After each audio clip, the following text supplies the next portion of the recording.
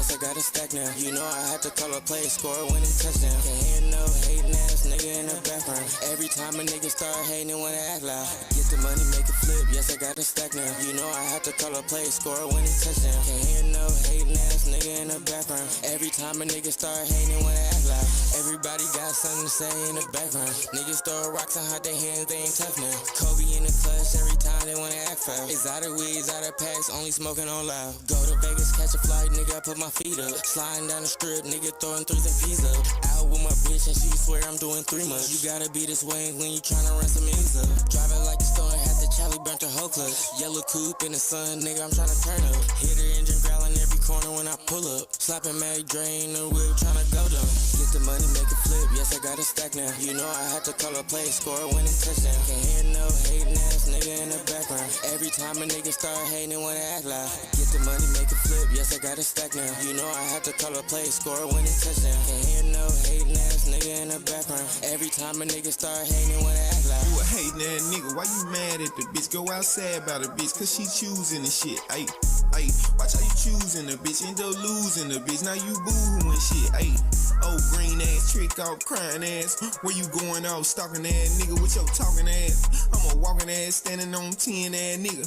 L's gon' come, count the wins, little nigga. Ayy, yup, point is, running to the ceiling. Hit the hoe, spit the hoe, stay up at your feelings. If you get it, you get it. Dream chasing, I don't want no dealings. Get the money, make it flip, yes I got a stack now. You know I had to call a play, score a winning touchdown. Can't hear no hating ass nigga in the background. Every time a nigga start hating, wanna act loud. Get the money, make it flip, yes I got a stack now. You know I had to call a play, score a winning touchdown. Can't hear no hating ass nigga in the background. Every time a nigga start hating, wanna act loud.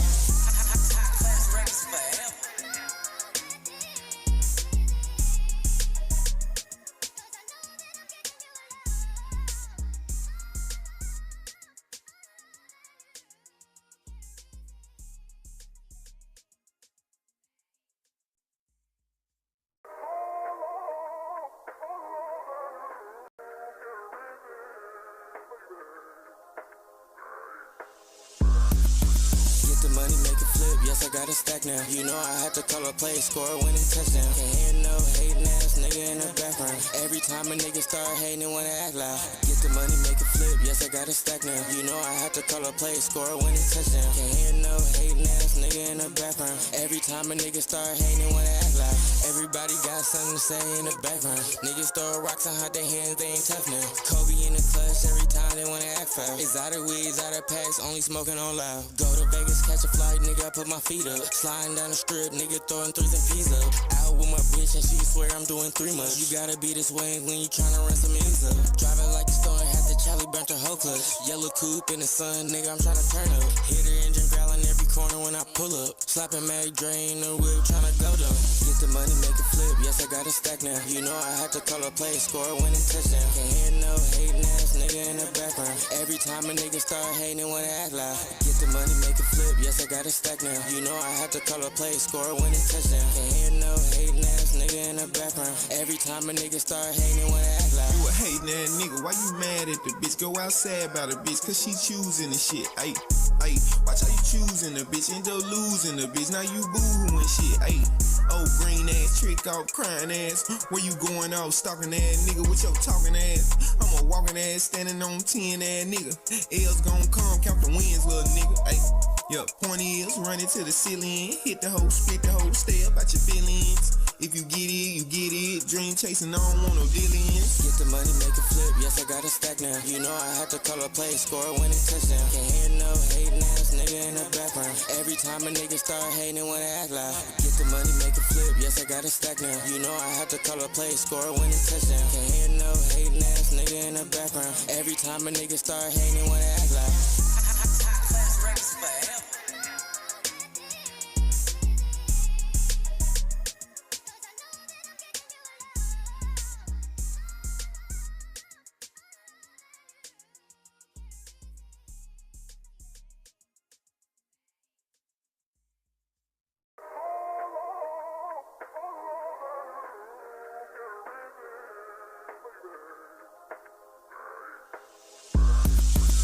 The money, make it flip, yes I got a stack now. You know I had to call a play, score a winning touchdown. Can't hear no hating ass nigga in the background.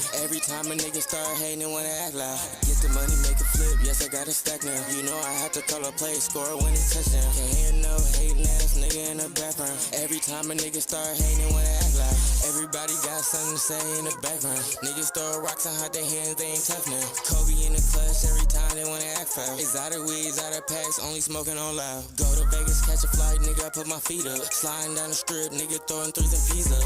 Out with my bitch and she swear I'm doing 3 months. You gotta be this way when you tryna run some ends up. Driving like a storm, had the Charlie burnt her whole clutch. Yellow coupe in the sun, nigga, I'm tryna turn up. Hit her engine growling every corner when I pull up. Slapping Mary Drain the whip, tryna go down.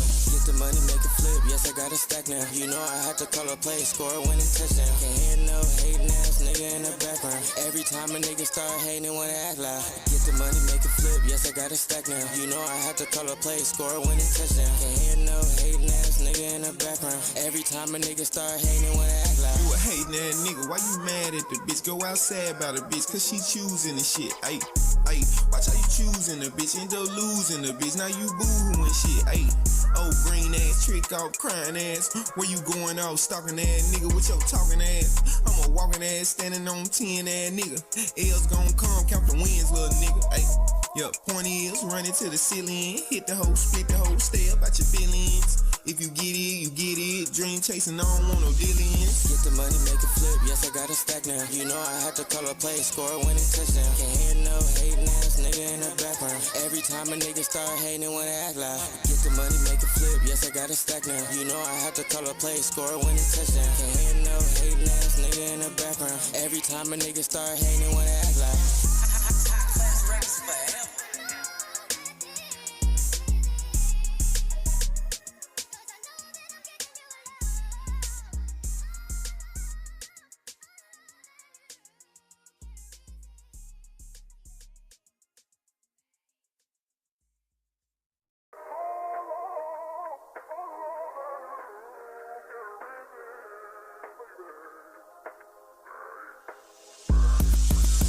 Money, make it flip, yes, I got a stack now. You know I had to call a play, score a winning touchdown. Can't hear no hating ass nigga in the background. Every time a nigga start hating, wanna act loud. Get the money, make it flip, yes, I got a stack now. You know I had to call a play, score a winning touchdown. Can't hear no hating ass nigga in the background. Every time a nigga start hating, wanna act loud. Everybody got something to say in the background. Niggas throw rocks and hide their hands, they ain't tough now. Kobe in the clutch, every time they wanna act foul. Exotic weeds, out of packs, only smoking on loud. Go to Vegas, catch a flight, nigga, I put my feet up. Sliding down the strip, nigga, throwing threes and peas up.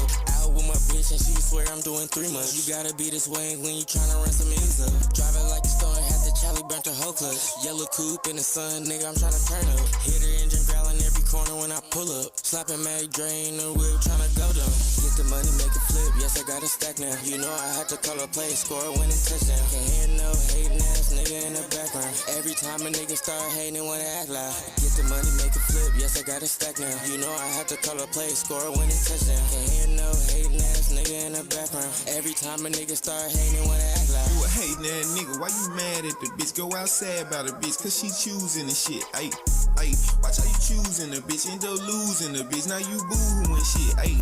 Oh, green ass, trick off, crying ass. Where you going off, stalking ass nigga with your talking ass? I'm a walking ass, standing on 10 ass nigga. L's gon' come, count the wins, little nigga, ayy.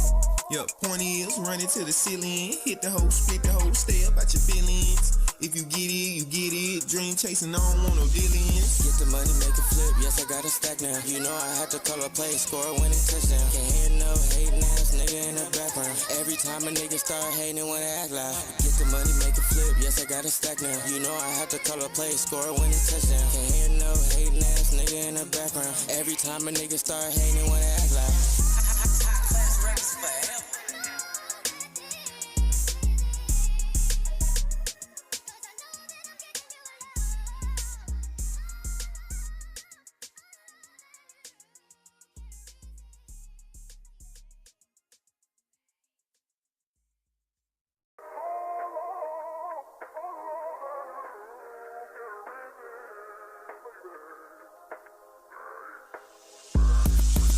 The money, make it flip, yes, I got a stack now. You know I had to call a play, score a winning touchdown. Can't hear no hating ass nigga in the background. Every time a nigga start hating, wanna act loud. Get the money, make it flip, yes, yes, I got a stack now. You know I had to call a play, score a winning touchdown. Can't hear no hating ass nigga in the background. Every time a nigga start hating, they wanna act loud. Everybody got something to say in the background. Niggas throw rocks and hide their hands, they ain't tough now. Kobe in the clutch, every time they wanna act foul. Exotic weeds, out of packs, only smoking on loud. Go to Vegas, catch a flight, nigga, I put my feet up. Sliding down the strip, nigga throwing threes and P's up. Out with my bitch and she swear I'm doing 3 months. You gotta be this way when you tryna run some ease up. Driving like a storm, had the Charlie burnt her whole clutch. Yellow coupe in the sun, nigga, I'm tryna turn up. Hit her engine growling every corner when I pull up. Slapping Mary drain the whip, tryna go down. Get the money, make it flip, yes, I got a stack now. You know I had to call a play, score a winning touchdown. Can't hear no hating ass nigga in the background. Every time a nigga start hating, they wanna act loud. Get the money, make it flip, yes, I got a stack now. You know I had to call a play, score a winning touchdown. Can't hear no hating ass nigga in the background. Every time a nigga start hating, they wanna act loud. You a hating ass nigga, why you mad at the bitch? Go outside about the bitch, cause she choosing the shit. Ayy, watch how you choosing the bitch, end up losing the bitch. Now you boo-hooing shit. Ayy, oh green ass, trick off, crying ass. Where you going off, stalking ass nigga with your talking ass? I'm a walking ass, standing on 10 ass nigga.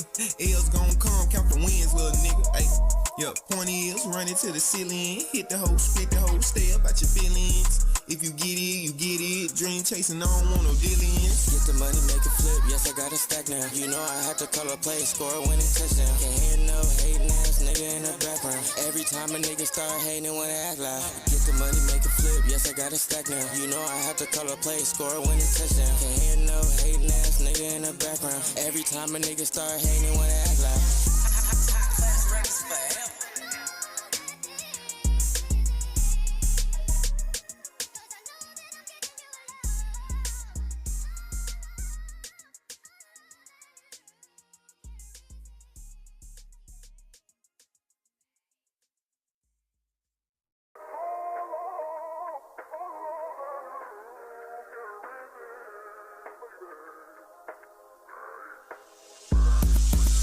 The money, make it flip, yes, I got a stack now. You know I had to call a play, score a winning touchdown. Can't hear no hating ass nigga in the background. Every time a nigga start hating, they wanna act loud. Get the money, make it flip, yes, I got a stack now. You know I had to call a play, score a winning touchdown. Can't hear no hating ass nigga in the background. Every time a nigga start hating, they wanna act loud. Everybody got something to say in the background. Niggas throw rocks and hide their hands, they ain't tough now. Kobe in the clutch, every time they wanna act foul. Exotic weeds, out of packs, only smoking on loud. Go to Vegas, catch a flight, nigga, I put my feet up. Sliding down the strip, nigga throwing threes and P's up. Out with my bitch and she swear I'm doing 3 months. You gotta be this way when you tryna run some ease up. Driving like a storm, had the Charlie burnt her whole clutch. Yellow coupe in the sun, nigga, I'm tryna turn up. Hit her engine growling every corner when I pull up. Slapping Mary drain the whip, tryna go down. Get the money, make it flip, yes, I got a stack now. You know I had to call a play, score a winning touchdown. Can't hear no hating ass nigga in the background. Every time a nigga start hating, they wanna act loud. Get the money, make it flip, yes, I got a stack now. You know I had to call a play, score a winning touchdown. Can't hear no hating ass nigga in the background. Every time a nigga start hating, they wanna act loud. You a hating ass nigga, why you mad at the bitch? Go outside about the bitch, cause she choosing the shit. Ayy, watch how you choosing the bitch, end up losing the bitch. Now you boo-hooing shit. Ayy, oh green ass, trick off, crying ass. Where you going off, stalking ass nigga with your talking ass? I'm a walking ass, standing on 10 ass nigga. L's gon' come, count the wins, little nigga. Ayy, yup, point is, running to the ceiling. Hit the hoe, split the hoe, stay up at your feelings. If you get it, you get it. Dream chasing, I don't want no dealings. Get the money, make it flip, yes, I got a stack now. You know I had to call a play, score a winning touchdown. Can't hear no hating ass nigga in the background. Every time a nigga start hating, they wanna act loud. Get the money, make it flip, yes, I got a stack now. You know I had to call a play, score a winning touchdown. Can't hear no hating ass nigga in the background. Every time a nigga start hating, they wanna act loud.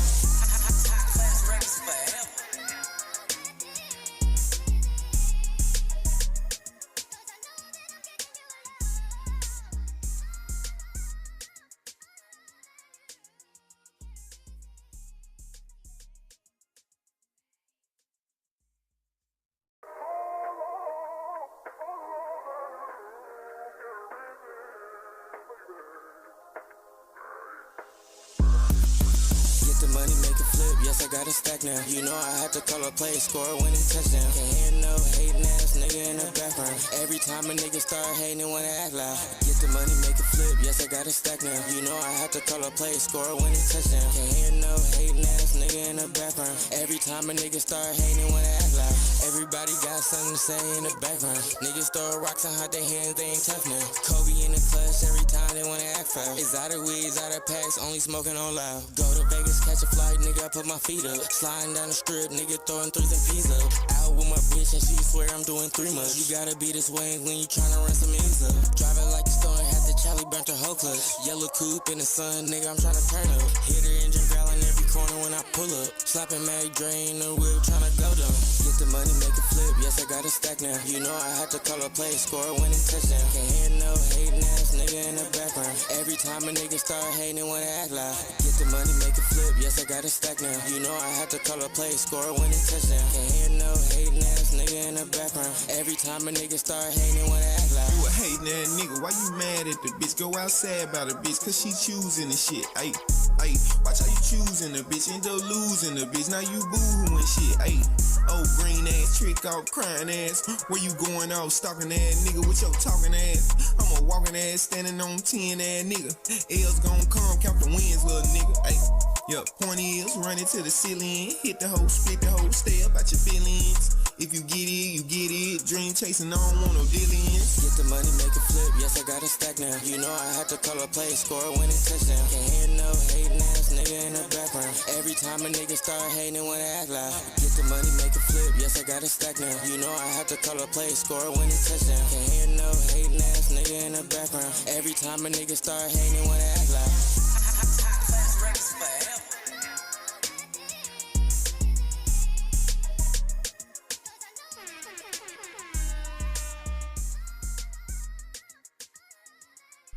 What is good, niggas? We back. Sorry for the 10-minute intro. Niggas was hungry. But bow, 32, bow. We in this motherfucker. Yo, we got the homie Candid in this motherfucker with us today, man. We lit, man. We lit. We in here today, man. So what's up with everybody? How y'all living? And man, we wasn't rolling up. We was stuffing our fucking face because we was starving. I'm about to roll up. It's a difference. Yeah, I already did. It's on the way. It's happening. But yeah, man. Well, hippie. Yep. Fuck it. But yeah, y'all, we in here today. How everybody living? Y'all got some questions? Y'all want to ask some shit? We're going to react and do an AMA again. Because last time, y'all was having too much fun when we was doing that shit. Yeah, they were. They was having way too much fun, bro. But yeah, we in here again, man. Shit, Sprite, cuz. That was delicious. Hey, y'all don't know. This episode is sponsored by Wingstop. You got bird? We got the word. Real nigga, boy, we definitely need sponsorship. Okay, they need to put us in the commercial, bro. Something. We're gonna do some shots with the Wingstop bags. Real new cause. Yeah, this is our partner. You know what I'm saying? Yes, sir. Candid be on here all the time helping when we be filming. He be like Parks. He be talking without being on camera. Yeah. Everybody smacking Wingstop. Man, what? Wingstop going crazy. Oh yeah, we did have it yesterday. Yeah, but that's an ongoing thing on this podcast, though. Even before you got here, me and T started the pod off some nights. We got the Wingstop, cuz. We did that the night of the Drake and Kendrick shit. Yeah, like when all the shit came out, all the songs when they was going back and forth. Me and him was drunk off a 12-pack of cut water and some Wingstop. Bro, hell no. Just us two. Holding it down. Man,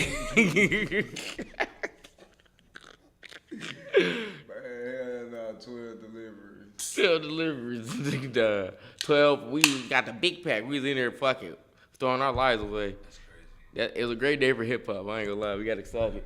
I ain't gonna lie. Something about beef and get the people going. It's provocative.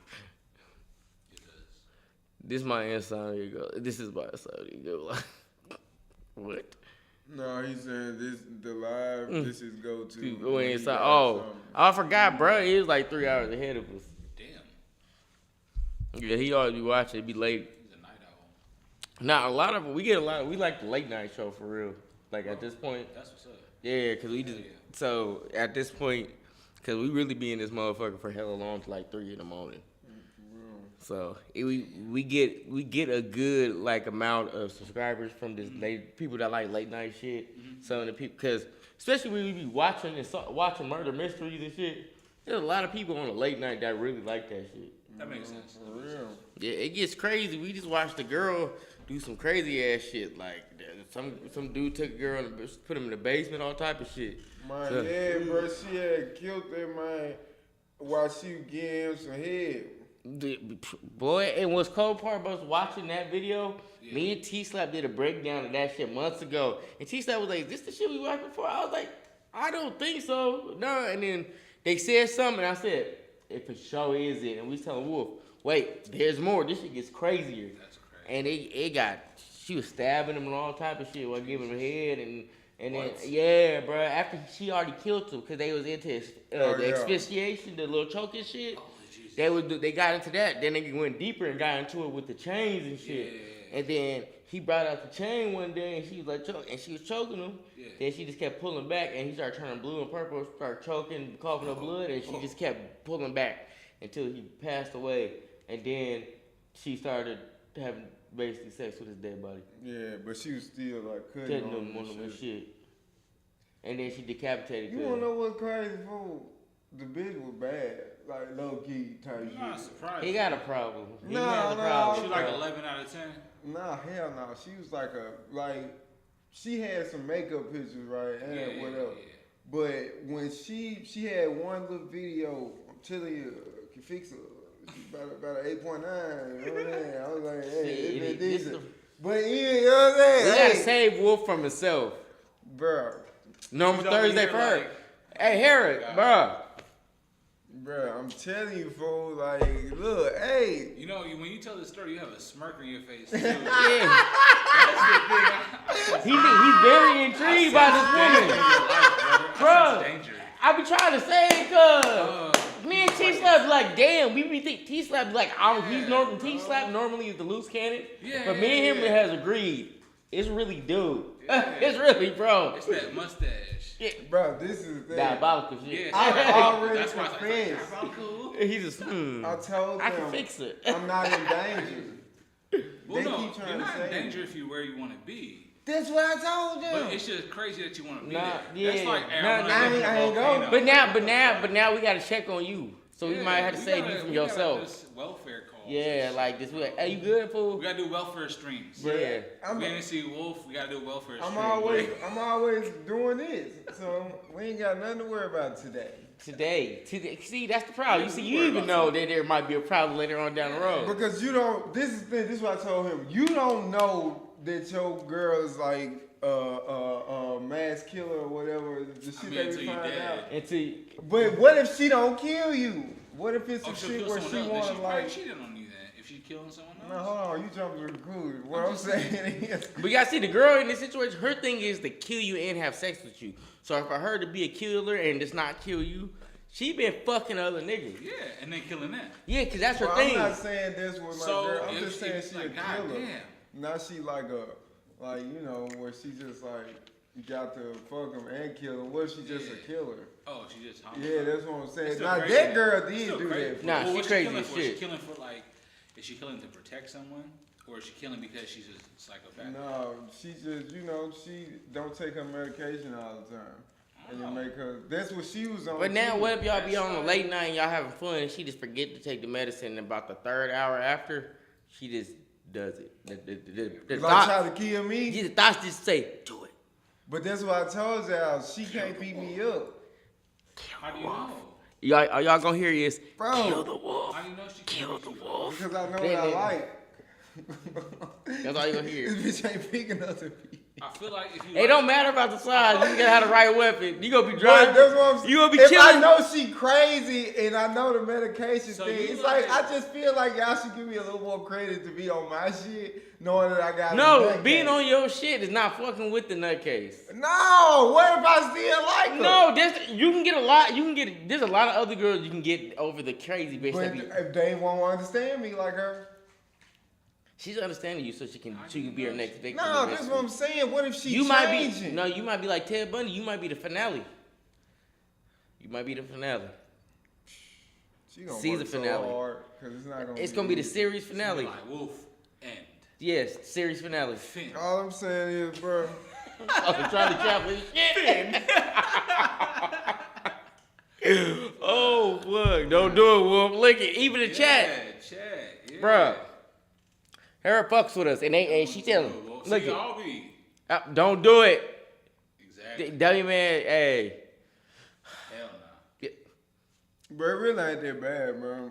Okay, you saying it ain't that Cause bad. like a killer is extreme, but just like a crazy girl, that's Well, not if she's that crazy, crazy. that's okay. But if she crosses that line, But if she that's- crazy enough, something, like, you don't even have to do nothing If she like crazy about trains, yeah, that's whatever. yeah, that's cool. Cars, She cool. might be autistic. but- Yeah, it's on the spectrum just a little bit. But like, We all are. Shit, it's okay. But I'm saying that what if you find out after you already fell in love or oh, like? that's hard. Nah, you got see. That's why you gotta do the pre-checks before See, you nah, even get that that's deep. convenient. No. That's why you gotta punch her and see if she hits back. What? Nah, Nigga, 'cause then no. you know, You you know know. she not fighting. Oh, no, that I'm shit, joking. look, that I'm shit joking. horribly I'm wrong. joking. He do that, she gonna shoot him. That's Right? look, she already on the Oh edge. my god. She living on the edge for real. Bro, do not.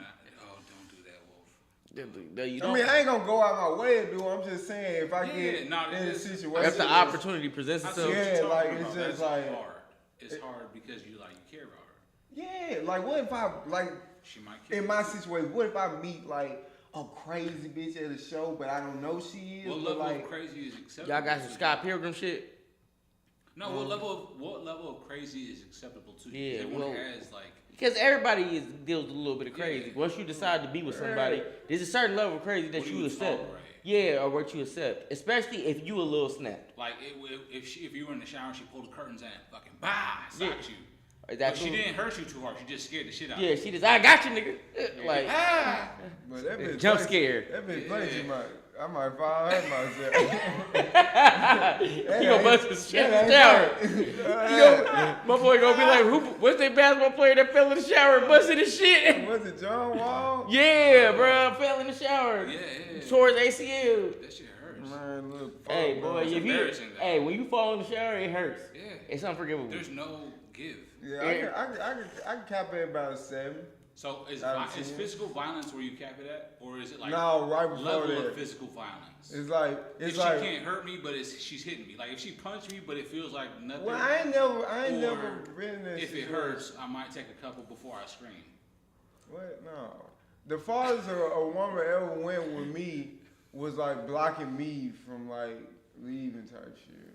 Like ain't no woman ever like been like I think I can. She beat just got this in front nigga of the ass. door like, Yeah, "Keep type going." shit. Where it's like, Oh. bitch, I'm about to leave. She's like, you ain't going nowhere. It's like, Oh. yes, I'm literally about to leave. I'm about to leave. Like jokingly or seriously doing No, it? serious. That's what I'm saying. That's Like, crazy. Yeah, that's crazy. what I'm saying. That's a but little that crazy. ain't That's a that little bad to me. That ain't that bad, but that's like a sign of. You know, she was definitely like Looney Tunes, but that's what I'm saying. It was like one of the same. It's not like normal crazy shit. It's like No, beyond. cause she was saging me and shit.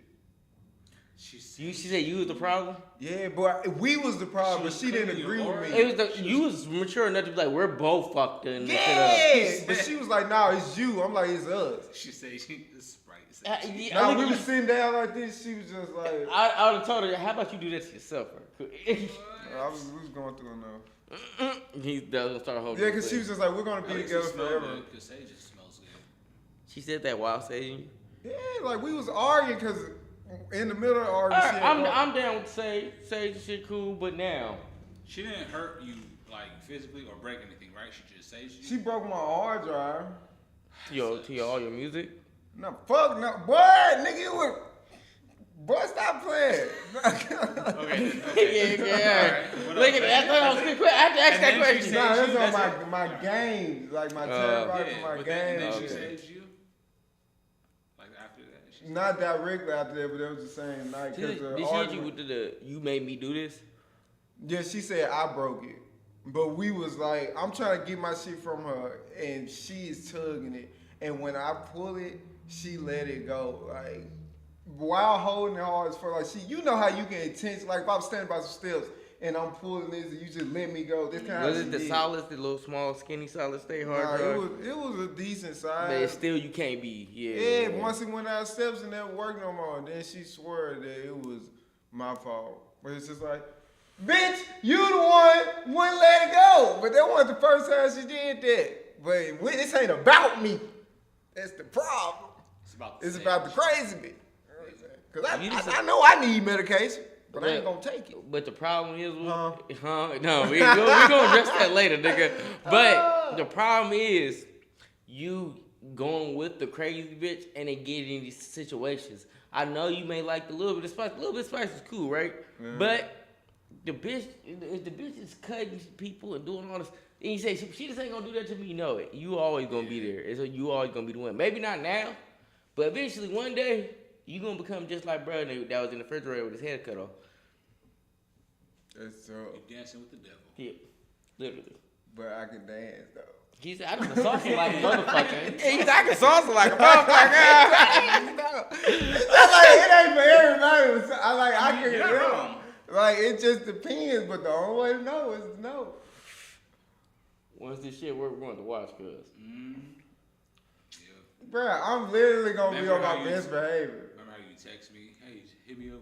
I gotta do the same thing. Like, hey, man, you all right? Just checking on my friend. Like, yeah, shit, that cooking. Spaghetti. Don't eat it. Don't eat it, brother. You gonna be stuck forever. And he said, we talking about shot up front. Then he said, Upshot not telling the whole story. Fuck you, nigga. What you want? Why he keep calling you Upshot? I don't know. Yeah, called you, man. You know, I need to smoke after this. My baby mama said she can't. What? Your baby mama crazy as fuck. Hell no. Like, she don't. We talking about Taylor Shabusiness. Yeah, Taylor Shabusiness. She was about the business. No, for real, she had man gave that boy some head after she killed him. Ooh. Crazy, bitch. That's crazy. Yeah, it's really crazy out here, man. People out here doing some nut ass shit, bro. She still had blood on her when the police found her. Yeah, she had the blood on her boots and all the shit. All the shit was on her. Yeah, because they followed bloody footprints. To her. Damn. And then she tried to lock her car and go in the house. It was bad, though. See, and this the problem. Two things can be true. Man, just because I think she bad on man, I'm bail her out, but I will look up her information, see if I can write her. Yeah, just be like, hey, how you doing in there? How things going? Like a trophy on the wall. Yeah. Who got a trophy? Taxidermy. You're going to end up like a trophy on the wall. Moose walking like, hey. Wolf on the wall, like a moose. Yeah. Taxidermy. That nigga said, when I get some head, I feel like I'm dying. Man's fucked up, cuz really died, bro. But damn, fire. You gonna die about it? It be like, who? You. Me? Yeah. That's what's gonna happen. Man, nah, cuz, it's crazy. I'm telling you, You want cuz. the crazy bitch, bro. Bro, I just feel like I know my limits. I feel like crazy bitches to me is like liquor. Like I know when it's just like, you know, time to stop. Yeah. Okay, I guess. You said 2 margaritas and you say you should stop. See, because it ain't, it's really not that hard if you real with yourself. Once she show you the first sign of crazy, it's a choice at this point, like y'all saying. But it depends how much crazy it is. Yeah, but what if you only get one shot and she really tie you up? How you get there? It's like steps to getting tied up. Not really, cause you could be asleep and she can. You be asleep, she hit you with a shoe. But that means you spent the night with her. You don't have, hey man, you are though. Hey, we know it's gonna happen. What I'm saying is, if I know she crazy, y'all saying if only way I get caught in this situation is if I haven't seen signs of crazy and then she duped me. You right, she got me. But if I seen signs of crazy, I'm not spending the night. That's crazy. She gonna force it. She gonna have somebody slash your tires or some crazy shit, so you have to stay there for the night. Okay, it's like some horror movie shit. That's what it's gonna be. What's gonna happen? Like, bro. Did you not see what we just watched? Yes. No, you watched. It's so easy to happen. Every time you think it can't happen to you, what happens? It's gonna happen to you. You're hog tied, bro. I don't know how to hog tie people. Actually, the bitch I'm does. just like, man, this shit crazy. They trying to warn me. You're like a holiday ham and shit. Had that boy rotating. Bro, I'm just all moving her ass. She better, man, hey. Well, what if I jump the gun? What if I'm paranoid? I get in a situation where it seems like she crazy. I start fucking her up, and then she had like a surprise. It's a surprise. You know I'm paranoid. That shit kill me. I mean, that's the risk you take. I'm just saying, man. I ain't mean to give you that knot on your head. Shit, I thought you. Stop acting crazy. You can never be too prepared. Shit, cut the lights on here. Blow some of these candles out, bitch. I didn't know you finna celebrate my late birthday. Bitch, I thought you was about to sacrifice me. What's this powder on the floor? Look like we walked into an Illuminati meeting. Hold on, I ain't like none of this. Nigga said any woman is capable of taking you out. I mean, yeah, that's fact. Yeah. Especially if you naked. Yeah. With your pants down, it's over with. Oh, yeah. Nigga, vulnerable as hell. You know what I'm saying? Got your ass. But He said don't fuck with the country bitches. Wolf, was you fucking with country bitches back in the day? Man, I ain't got my business. Yeah, all right, gang. You ain't got to say nothing else. Yeah, my business. T-Bone, we already did. At the end of the day, bro, I ain't listen to dumb man. Look, country big folk women on hand. She look. Hey, crazy. Lambtown, make me some Oreo cookies, bro. I got the dub for you. All flavors of banana bread. I need that too. That sounds good. Oh yeah, we will be there at your booth tomorrow, brother. Yeah, I mean that's right though. That's facts. But the shit y'all telling me. That's what I tell my little brother. You know what I'm saying? Just do the opposite of what I be doing. All right, you got it. I'm just bad. You got it. I'm just serious. Yeah. But You no, got it, for real. bro. You got it. I be smooth, girl. I don't even be doing it. I just be playing the game. All right. Yeah, look, even the chat saying. The nigga put the emoji like, Okay. Yeah, nah. Even the chat don't believe you, bro. Okay, like, come on, man. I'm supposed to say something about shit. Man, hey, Wolf, I'm just saying, you want the little crazy, bro. So, Convince us for 30 minutes straight that it's okay, and then he's gonna say, "Just kidding." bro, that you can do that. You can't. What? I can't do what? Fuck with the crazy bitch, bro. We don't want you to be one of these fucking red tree crime docs. Yeah. Alright, bro. Memphis rapper killed on stream live by crazy ex-girlfriend. Yeah, it They looks gonna like... be like, but he went down with a fight. She skinned him, wore his skin, and rapped on stage. And No, I think Fuck it'd be some validation. mustache. I think it'd be mustache related. Like if a woman was like, She do gonna some peel your crazy shit, mustache, skin right? you for the mustache and And wear like it. word, Yeah. And then post a picture on your Instagram. But I mean, I didn't been in situations where I felt like I definitely dodged the bullet. Like where a girl was just like way too interested in me. It's just like, you know, it's compliments like, oh, you're handsome, you look good. But this shit is just like, oh, your eyes, your nose. Like when a girl start complimenting specific shit, that's when I'm just like, bitch, you're not gonna eat me. Get the fuck out of my face. She thought looking at this thing like he's Wagyu beef. That's what I'm saying. I know like the the grain on signs, this- girl. Like, the grain it's on just- his face. Oh, so man. good. There's so much. yeah, like, come on, bro. Don't no woman compliment you So like much that. warbling. Well, sometimes if girl might think you some fine shit. But Like I'm they saying, say. like, my Yeah. eyes, like, Sucking my your cheeks. eyes and shit is just like, bro, that's like some Jeepers Creepers shit. I don't have, It like, is, no yeah. no amazing eyes. I got regular nigga eyes. I think all of us got the same Yeah, eyes. but look at that. To her, your eyes may be on some other shit. Yeah, that's why she gonna steal them. I'm not fucking with her. Your Fuck out of mustache here. points to your eyes. Yeah. So maybe that's why. Yeah, like when girls be like, I just want to like pull on the ends. It's just like, yeah, I'm watching you, bitch. But the girl other night, she said she wanted to lick it or kiss it or some shit. Well, that's different. That's a little more gentle. But pulling on the ends of my mustache, for what? Bitch, Because you don't have a ponytail, so that's So what they they gonna got do that. Yeah, All right, bro. she wanna connect with you in a different way, my brother. Yeah, you ain't got no ponytail, so it's the next best Yeah, thing. I'm just saying. For real. I mean, that's all I'm saying though. Like, motherfucker. He said, "Look, man, do you want something for a long time or a couple of nights? Which one is it?" I mean, you Real, can this be with about a love. crazy woman for a long time. Hey, why you trying to act like I got a peek if she crazy? You can be with a crazy woman for a long time. I know a lot of crazy women in relationships. They just not killers. That's okay, true, but Yeah, that's what I'm saying. That's what I'm saying. I can fuck with that. But if she kills somebody, you know. I but ain't the just gonna situation leave her. you're talking Yeah, about but right you now, don't she's a know. killer though. The situation you're talking about, she's a murderer. But she fine. That don't matter. She's a murderer. But that's what I'm saying. Why both of them can't be true? Why she can't be a fine ass killer? Okay, I mean, that can be true. True, that can be true, but you stay away from it. Yeah, But this one, hey, hold on, Chad. Stop This is what I was entertaining these saying. thoughts. We What know up, you have Randy these thoughts, Sanchez? dog. Randy, what's good, bro?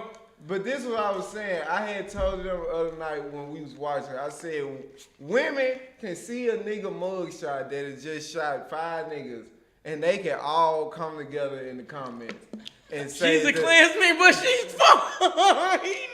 Bruh, that's crazy. That's man. basically what you saying. No, though. it's not. It's on the I'd same rather level. my bitch be a murderer than a racist. She gonna kill you anyway. That The ain't- same but, shit. But that's not. That ain't the point, bruh. That's not the She point. gonna I'd rather, legislate your death. bruh. She ain't gonna make sure whoever killed you, Yeah. she get off with it. So it was accidental. What if she want to team up with me? Like, what if it's just another angle where she's just like, let's kill people together? So you gonna do it? Nah, but I'm saying.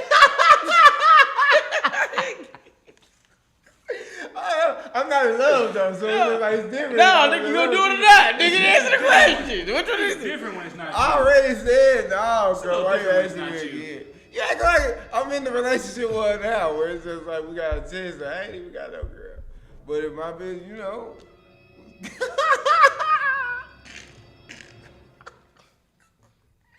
You know? Yeah. Alright, But I'm nigga. just saying, bro, if I'm in love with my woman, you know what I'm saying? She got a list, be careful, shit. Yeah, You made him on list, bitch. That's what she gonna tell you every day. It's another strike on that list. That nigga say it's So, sus. yeah, hey, I'm just saying.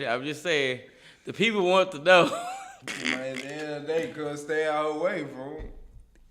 Nah, bruh. Hey, Candid. I don't know. Try to talk sense into our guy. He like the crazy shits. nah. Why does it say chicken fingers though? Who got chicken fingers? I don't know. That's some dumbass ad with chicken fingers. I'm gonna say we should. Niggas got hungry. But yeah, y'all got any more questions? Chat. What other questions y'all want? Yeah. Oh yeah, we got the for the level wolf coming too. He said he want all big girls. Yeah. What up, no? Yeah. No, we was good. Oh, hell Yeah, yes. we pitched the idea. You fucking with it. We getting all girls, 250 plus. Lordy, yes. He said the people Let's want to do know. that shit. Who's that? Who's that, Jordan? Where he at?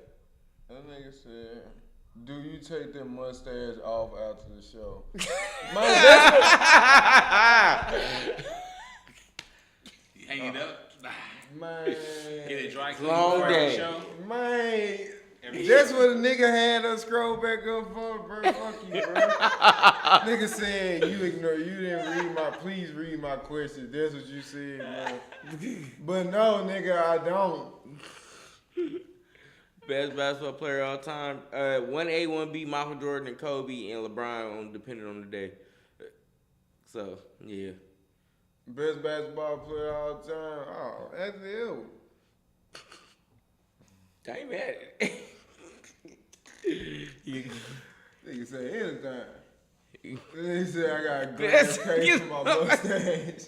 He fit in there. I'll get you in the morning. No, for real, we gotta get up with Hamlin. He had took a picture of my mustache. We Gotta gotta sell get him. some mustache merch. Hell yeah. Everybody wearing my.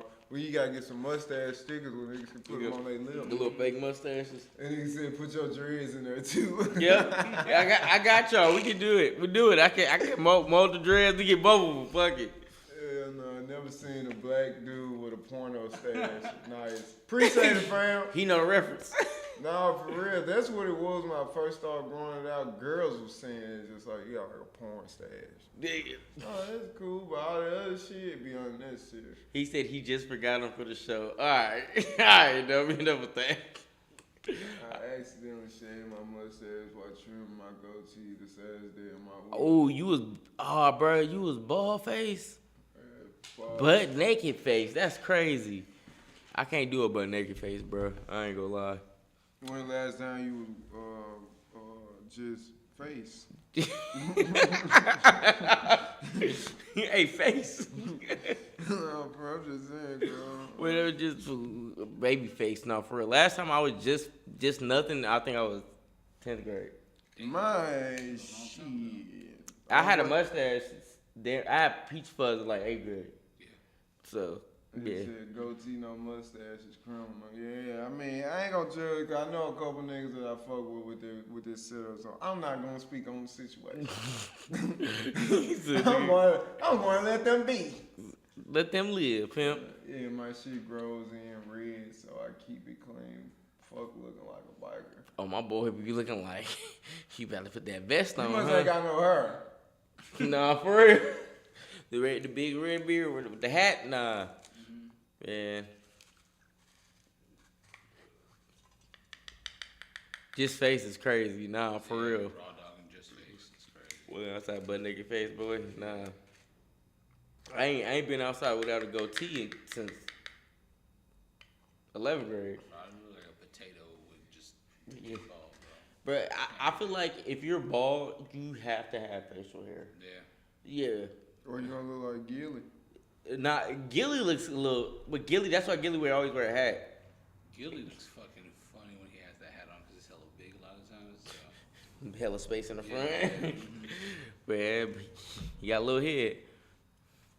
What's your favorite video game of all time? My favorite is That's the hardest Legend one. of Dragoon. What kind of game is that? Legend of Dragoon on Sony PlayStation 2. It was on PS2. What kind of game? Oh is it? shit. It's an RPG. Ooh, well, what is it based off of? Like what? It's an original series Sony developed. It was called Legend of Dragoon. What it was like dragons and human beings like shit. teaming up and stuff like that. Oh, that sounds hard. Yeah, We might have to play it on stream. it's fire as hell. We probably gotta find that. It's good, yeah. That's dope. What's yours? Man, my favorite game of all time. Fuck. I'm gonna go Bloodborne. The vampire? What? No. It's, from software. It's Soul's game. Oh, Yeah, Bloodborne. You know what it is. Man, I got some typical nigga shit. Please don't do it. Which one? Is it a Grand Theft Auto game? For sure, damn near. That's crazy. Red What Dead is- Redemption? See, I can't get into Red Dead Redemption. Really? I fuck with it, but then when my first time playing online, Yeah. they called me a nigga with an ER. And I said, you know what? It's appropriate for the time. It is. But my look at I understand. I tried to but role it's play it. I absolutely couldn't do appropriate it. for the time. They be role playing on there too. I so- know. That's what I'm saying. So like, it's kind of like damn. Some of them really It's just- like porting into that time. Like if you had a time machine, you poured it in. Someone. I ain't called you never back, you're played like, no more. God But see, damn. you know what I see? I fucked it up with the homie. You know, I went. Yeah. I ain't never seen no nigga. I seen a nigga, but I never seen a nigga on a Nat. I went straight Django. Yeah, Nat Turner. Yeah. I ain't gonna lie. I started tripping. He said, "Yeah, boy." I said, "Huh?" Who the fuck you think you talking to? Hit that Django. Hey, man, I'm just saying I can't do it. But then if I don't go Grand Theft Auto San Andreas, I'll go like Halo 1 and 2. Old school. I was the LAN party. Yeah, but Halo was the first game like I played on hard by myself. Oh yeah. I know what you're talking Yeah, about. cause I was like Were you 7, collecting maybe Were you 8. collecting the skulls and stuff like that? I was trying to do it because my stepbrother had it, and he used to let me play co-op with him on the shit. That was big because back then co-op didn't.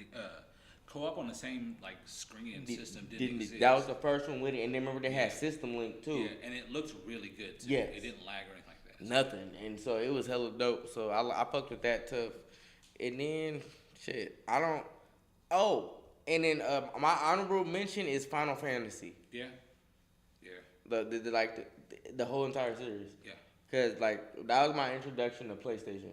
Yeah. Was Final Fantasy, cause my older cousin, when I went over there when I was like 7? 5, I was like 5 at that time. That was like 2000. Okay. On the first PlayStation, it was the first PS3, PS1, PS2.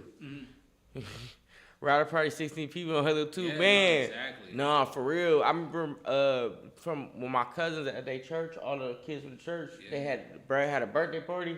Everybody brought their fucking Xbox. And we was going crazy in the living room. So like that shit was hella dope to me back in the day. Everyone in the lobby with the rocket launchers. Yeah, Everyone, oh my tripping, God. Yeah. tripping. Rocket launcher on. That's crazy. That's crazy. It's just bro. madness in the whole fucking Yeah. map.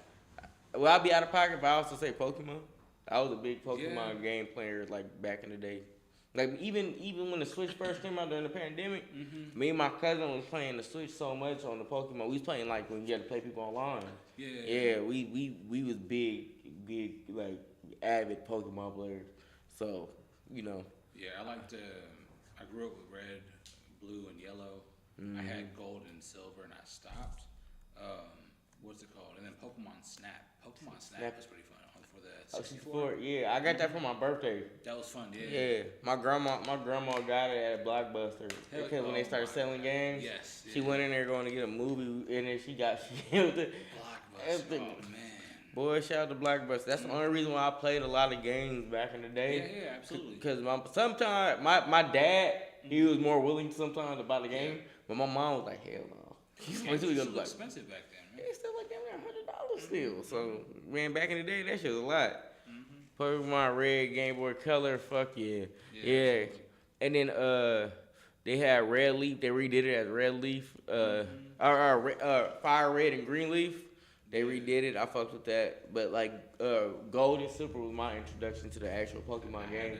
I had a Game Shark, and I would use that shit. Ooh, go crazy. I remember I was in elementary school and I would sell Pokemon like 25 cents. Yeah, trade. I would sell them. I would do the Game Shark. And let them do it. Yeah. I remember I bought a Game Shark one time and I could not figure out how to make that shit work. I had a code book. So like. I found that out later. You had to get the code book. Yeah. They have a code book for the Game Shark and it gives you all the codes for the games.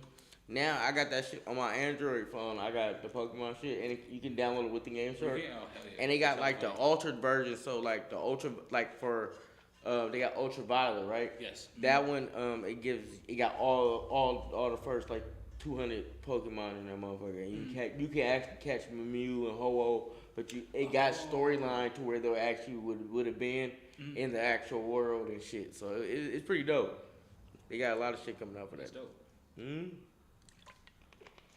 But that's the type of shit I played. I wasn't a big RPG unless it was like Final Fantasy and shit like that. Kingdom Hearts. Oh yeah, Kingdom Hearts one. Yeah, that's my shit. Call of Duty sometimes, but shit. Call of Duty gets me on like the quick-paced, like quick round matches of just like real, first-person shooter stuff. And as soon as I like get past the first like 20-30 minutes of it, I'm kind of done. You like in the first person COD? Yeah, bruh.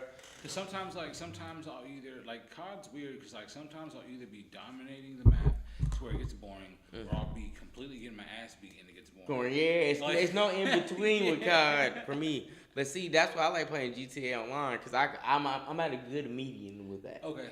So I it's a little bit more shit for me to do. Yeah. And I got ADHD. So that makes sense. Yeah, but COD, I could play it for a little bit.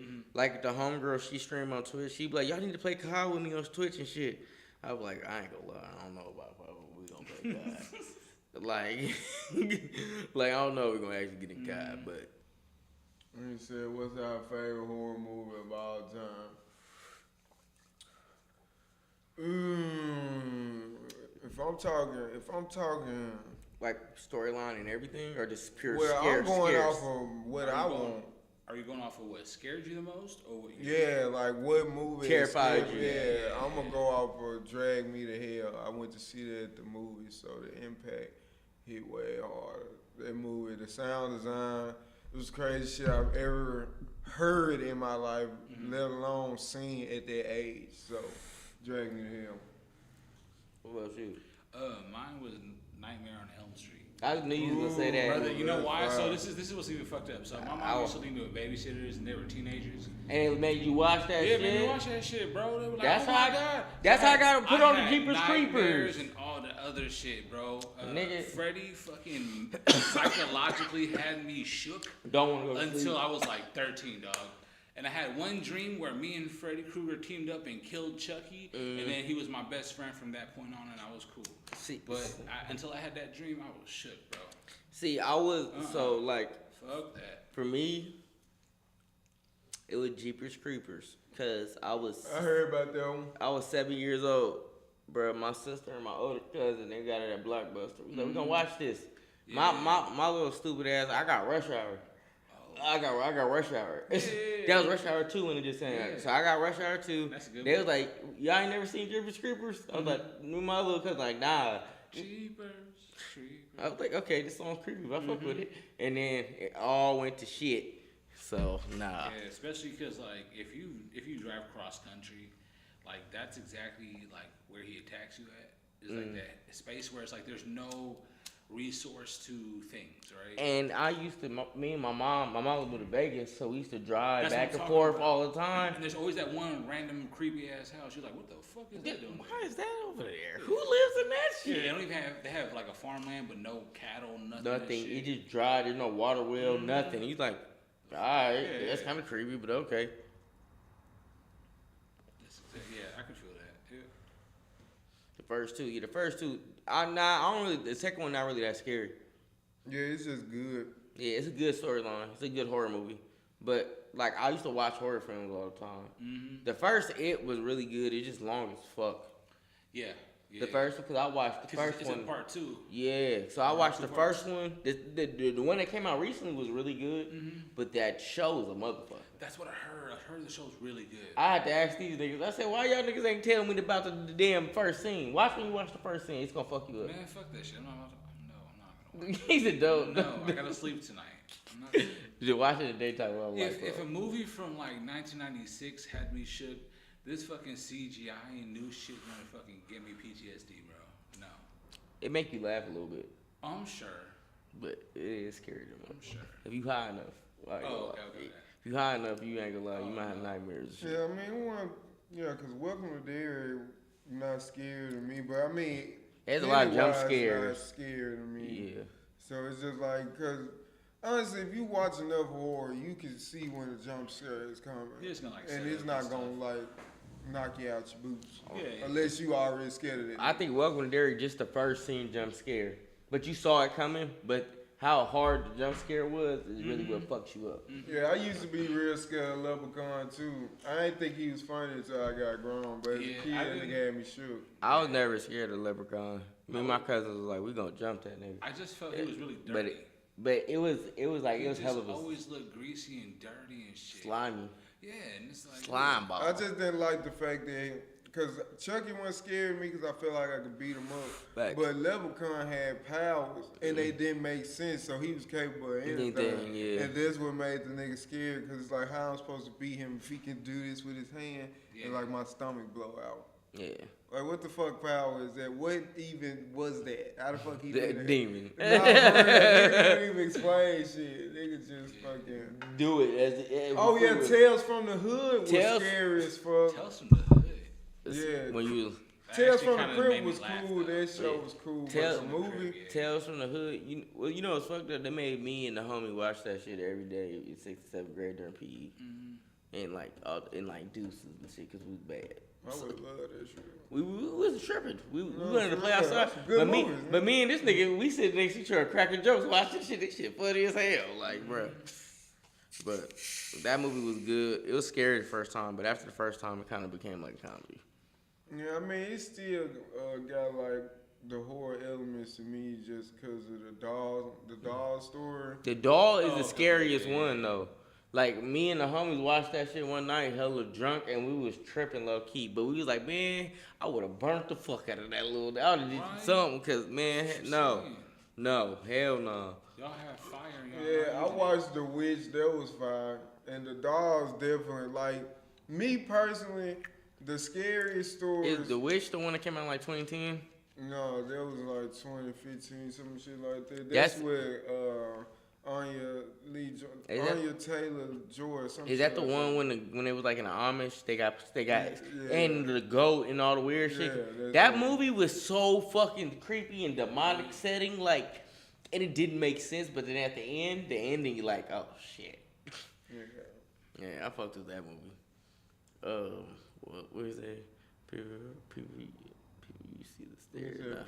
The people on the Stairs. stairs. I heard about that movie. I never watched it. Yeah, me either, but I mean, I heard that motherfucker a classic. Nah. He said Jordan Peele remaking it. Oh Jordan shit. Peele makes some really good movies, bro.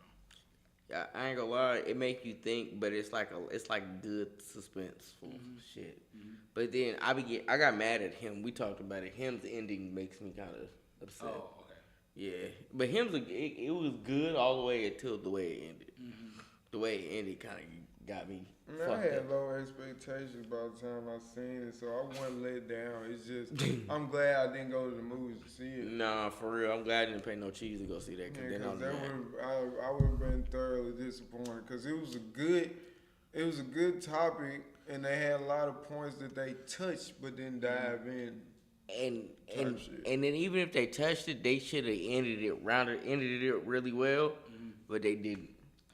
So that sucks. You should pull up the trailer for people on the side. I don't know if we can watch it. They clipped this last time we watched the trailer. They did. We watched Scary Movies, the new Scary Movie 6 trailer. Oh shit. And they clipped us, but oh no, I'll be scared to get clipped now because they be getting us for everything now. Mm-hmm. I think as your channel grow, they start being on you a little more. Where as fuck? Yeah, they be clipping the fuck out of us now. YouTube hella strict, bro. YouTube don't be fucking with none of the shit we be got going. They don't play that shit. They can't even play a trailer. That's what I be saying. I'm like, damn, we can't even. Unless it's your shit. No. Yeah. Or it gotta be like a YouTube or movie or some shit. But if not, we can't really play the trailers. They be on our ass about that shit now. But hey, but it's good though. But yeah, what other questions y'all got? What else y'all want niggas want to know?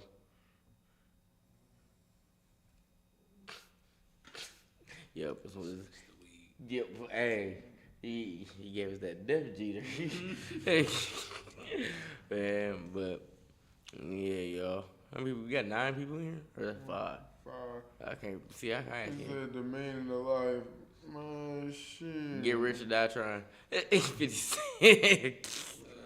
The meaning of life is enjoy as much as you want on your conditions. On your terms. On your terms, not hurting anyone as much as you can. I like that. That's a good meaning. Man, shit, man, the life. Shit, I don't know. This is my first time. Me too. Shit, that's like my 3rd day out here. I don't know. For real. I don't even fucking know, bro. I just got hired. No, for real. Y'all asking too many questions that we don't do. I'm taking sides of this space. But I just work here.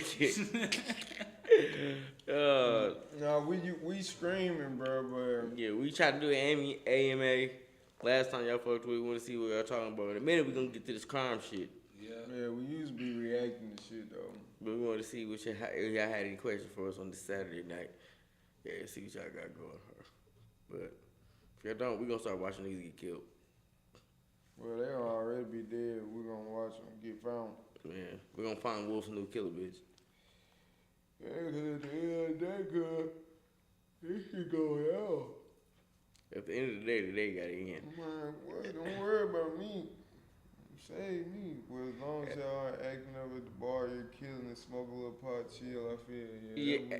Hey, hell yeah. And he said, well, I'm going to get drunk and watch you guys for no reason. No, Yeah. you got a reason. You got a because reason. you love us. Right. And we appreciate it. Yeah. Shout out to them, man. Man, what? I mean, you worked hard back to back. Okay.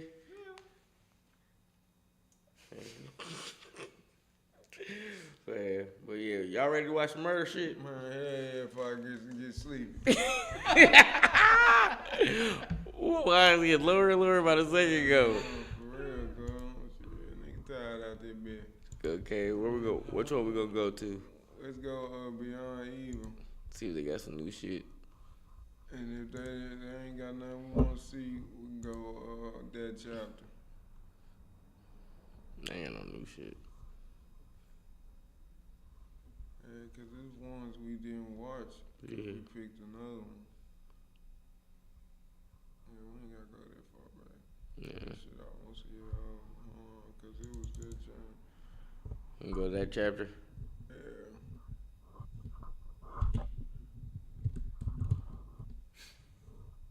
Man, hollering that shit. That chapter. No bad. Yeah. Yeah, let them know you serious about what you looking for. Yeah, for real. Alright, what we got? That's the we skipped that one.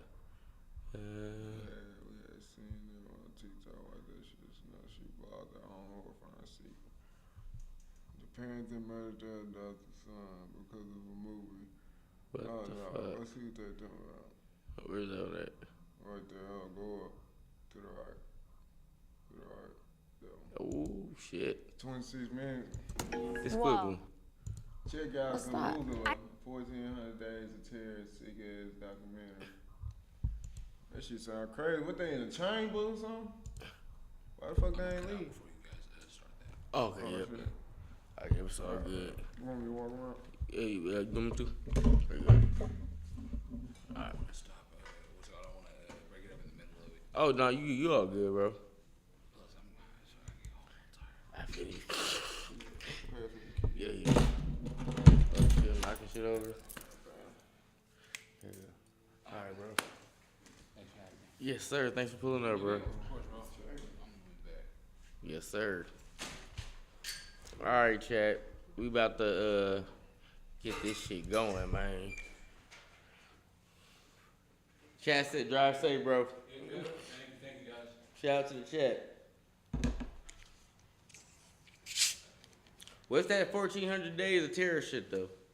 Educate me.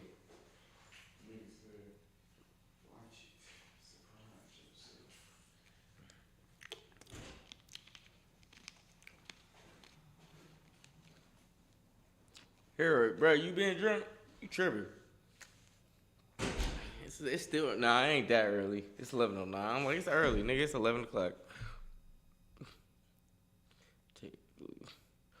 But yeah, let me know about the Caligula shit, cause that's crazy. Matter of fact, we got another YouTube video. Let me see. We got another window. Hold on. See what the shit say. It's fire, bro. Yep, I got you right now. I'm looking it up right now. I'm gonna look it up on the YouTube shit right quick.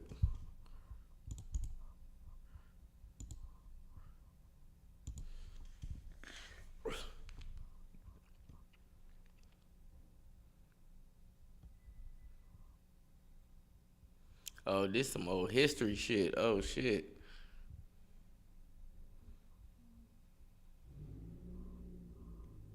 Yeah, we gonna watch this. I'm gonna put this bitch in the queue. This is a short one of it.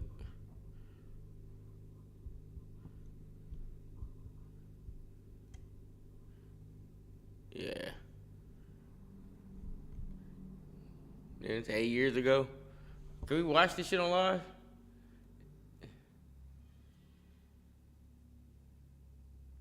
I fuck with history hella tough, bro. History is a crazy ass shit. You never know what you gonna discover when you start reading and getting into like documentaries and shit. I fuck with it. History is like always one of my favorite subjects in school. Man, I fuck with it. Shout out to the history in the chat, man. Shout out to history, man. Hold on, I got this other one. Caligula the Insane, Most Evil Man. That's an 8-minute one. We could watch that after the killing documentary. I'm gonna put this motherfucker in here too. I'm gonna do some independent research to see if we can actually watch the documentary because I found it. So, yeah, that's crazy, dog. I ain't gonna lie. That's some crazy ass shit. I ain't gonna lie to you. A real life Darth Vader. Yeah, we for sure watching that then. Cause I fuck with Star Wars and Darth Vader is an interesting character. Bruh started out good and then went dark, found out some shit. Nigga started killing everybody, nigga. Man, the Force, nigga. Yeah, the rabbit hole. Yo, nah, I be watching shit online, like a lot. About, they be putting on about the Caligula shit. He was a real person. What do you do? He said he's like the real life Darth Vader. I don't know about that. So, but they got an hour and 30-minute doc about it, but they got like an 8-minute informational short about it. So we could watch that after we watch this shit. Chill. Third Roman emperor. You know the Romans was into some evil activities and nefarious acts. So, you feel me? So yeah, man.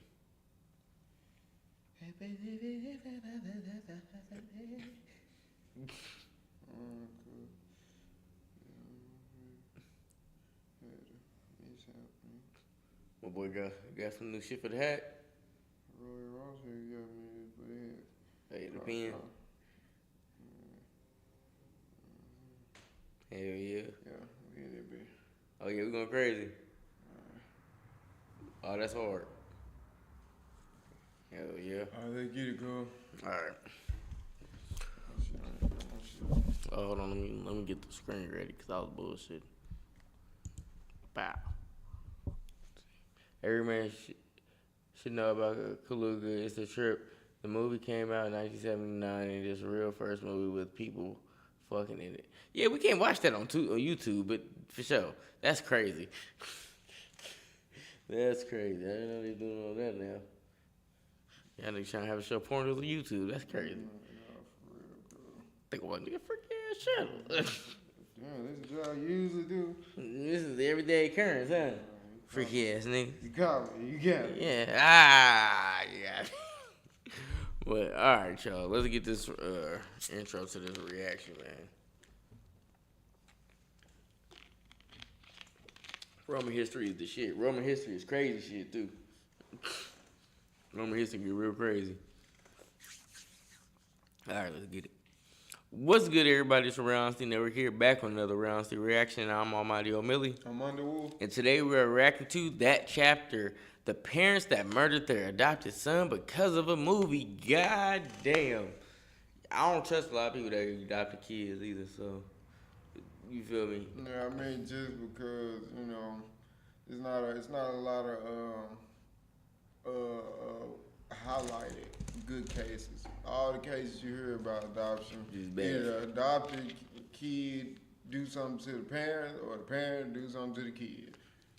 Bro, and what happened to all them kids that a celebrity be adopting from Africa? We ain't heard nothing about all of them. I mean, they usually keep them under wraps. They don't have them like on social media and shit. They just kind of like, you know, you just see them in tabloids and shit like that. But I ain't seen none of them niggas like Angelina Jolie. Yes, I'm saying she have like 15 of them. Yeah, I mean her and Brad Pitt, but it's like nigga, I ain't seen them on no damn. He said, yeah, I watching that evil shit. Hey man, it be crazy shit going on. This is y'all gonna watch it because y'all like to watch that shit. Man, but hey man. Yeah, the orphan, but you know that shit was fake. That was about the girl that was really like 40-something years old. Yeah, and then she tried to kill the parents. Yeah, she was trying to fuck the daddy. But she was trying to kill everybody else. Yeah. Take the family over. But yeah, that's because she was in her 40s. She wasn't no kid. Yeah, she had some type of weird Benjamin Button syndrome. Yeah. Because it's real. I mean, I'm sure about to say, I mean, but there's life though. Like, yeah, we gotta know about what's going on. Like, these people really out here doing sick ass shit that people watch for entertainment. It's people that's really doing that shit to real people. So it's like, you know, it's like how the cookie crumble. I don't feel like you can have one without the other. To get, because for the movies to make that, they get inspiration from somewhere.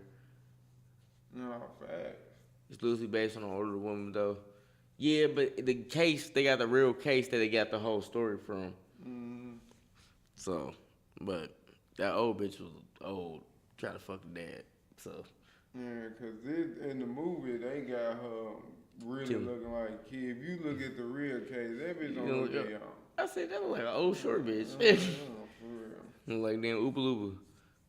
The movie is a monster. Fuck the real killers. Nah, for real. The real killers out of pocket. They need to do something to them. But, you know, we watch the shit to learn how to spot signs of this if you ever get in these situations. Because a lot of this shit happening in suburban neighborhoods, too. Man, because, I mean, this shit entertaining. Like, ain't no ain't no hood shit going on these type of channels. It's all suburban areas. Yeah, it's like so. You know, suburban areas. You get. Yeah, my wife loves that shit.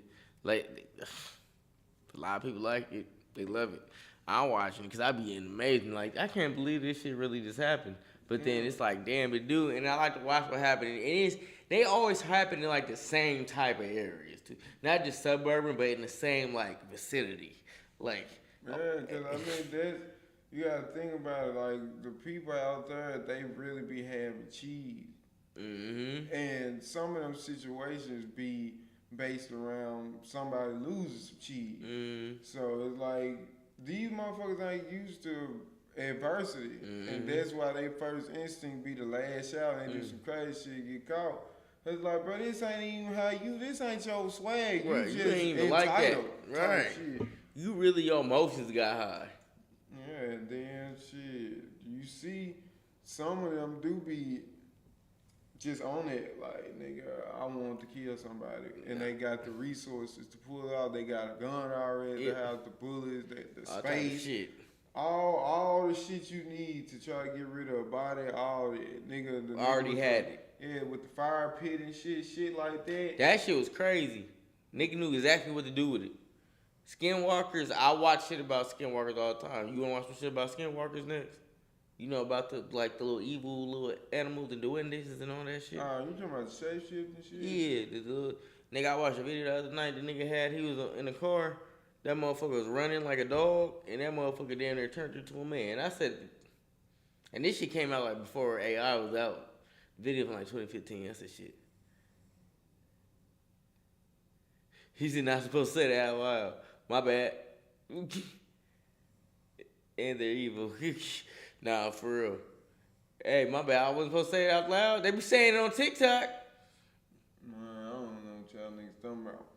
I said the word. Your brother tapped in. He know what I'm talking about. The word. Don't say it. But the one. Yeah, I'm not gonna say it again. My fault. They said it on TikTok. Hey, I thought it was okay. I didn't know that was part of the rule. My fault, good. Why y'all niggas do that?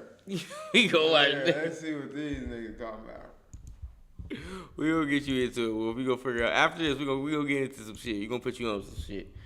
Hey you, and welcome. My name is Mike, and in this old video, it all began in upstate New York. It was late in a remote countryside house, and a man was outside. He was looking for his dogs. It was almost midnight, and the dogs were due to be home. This was late winter, early spring, so there was still lots of frost and snow on the ground.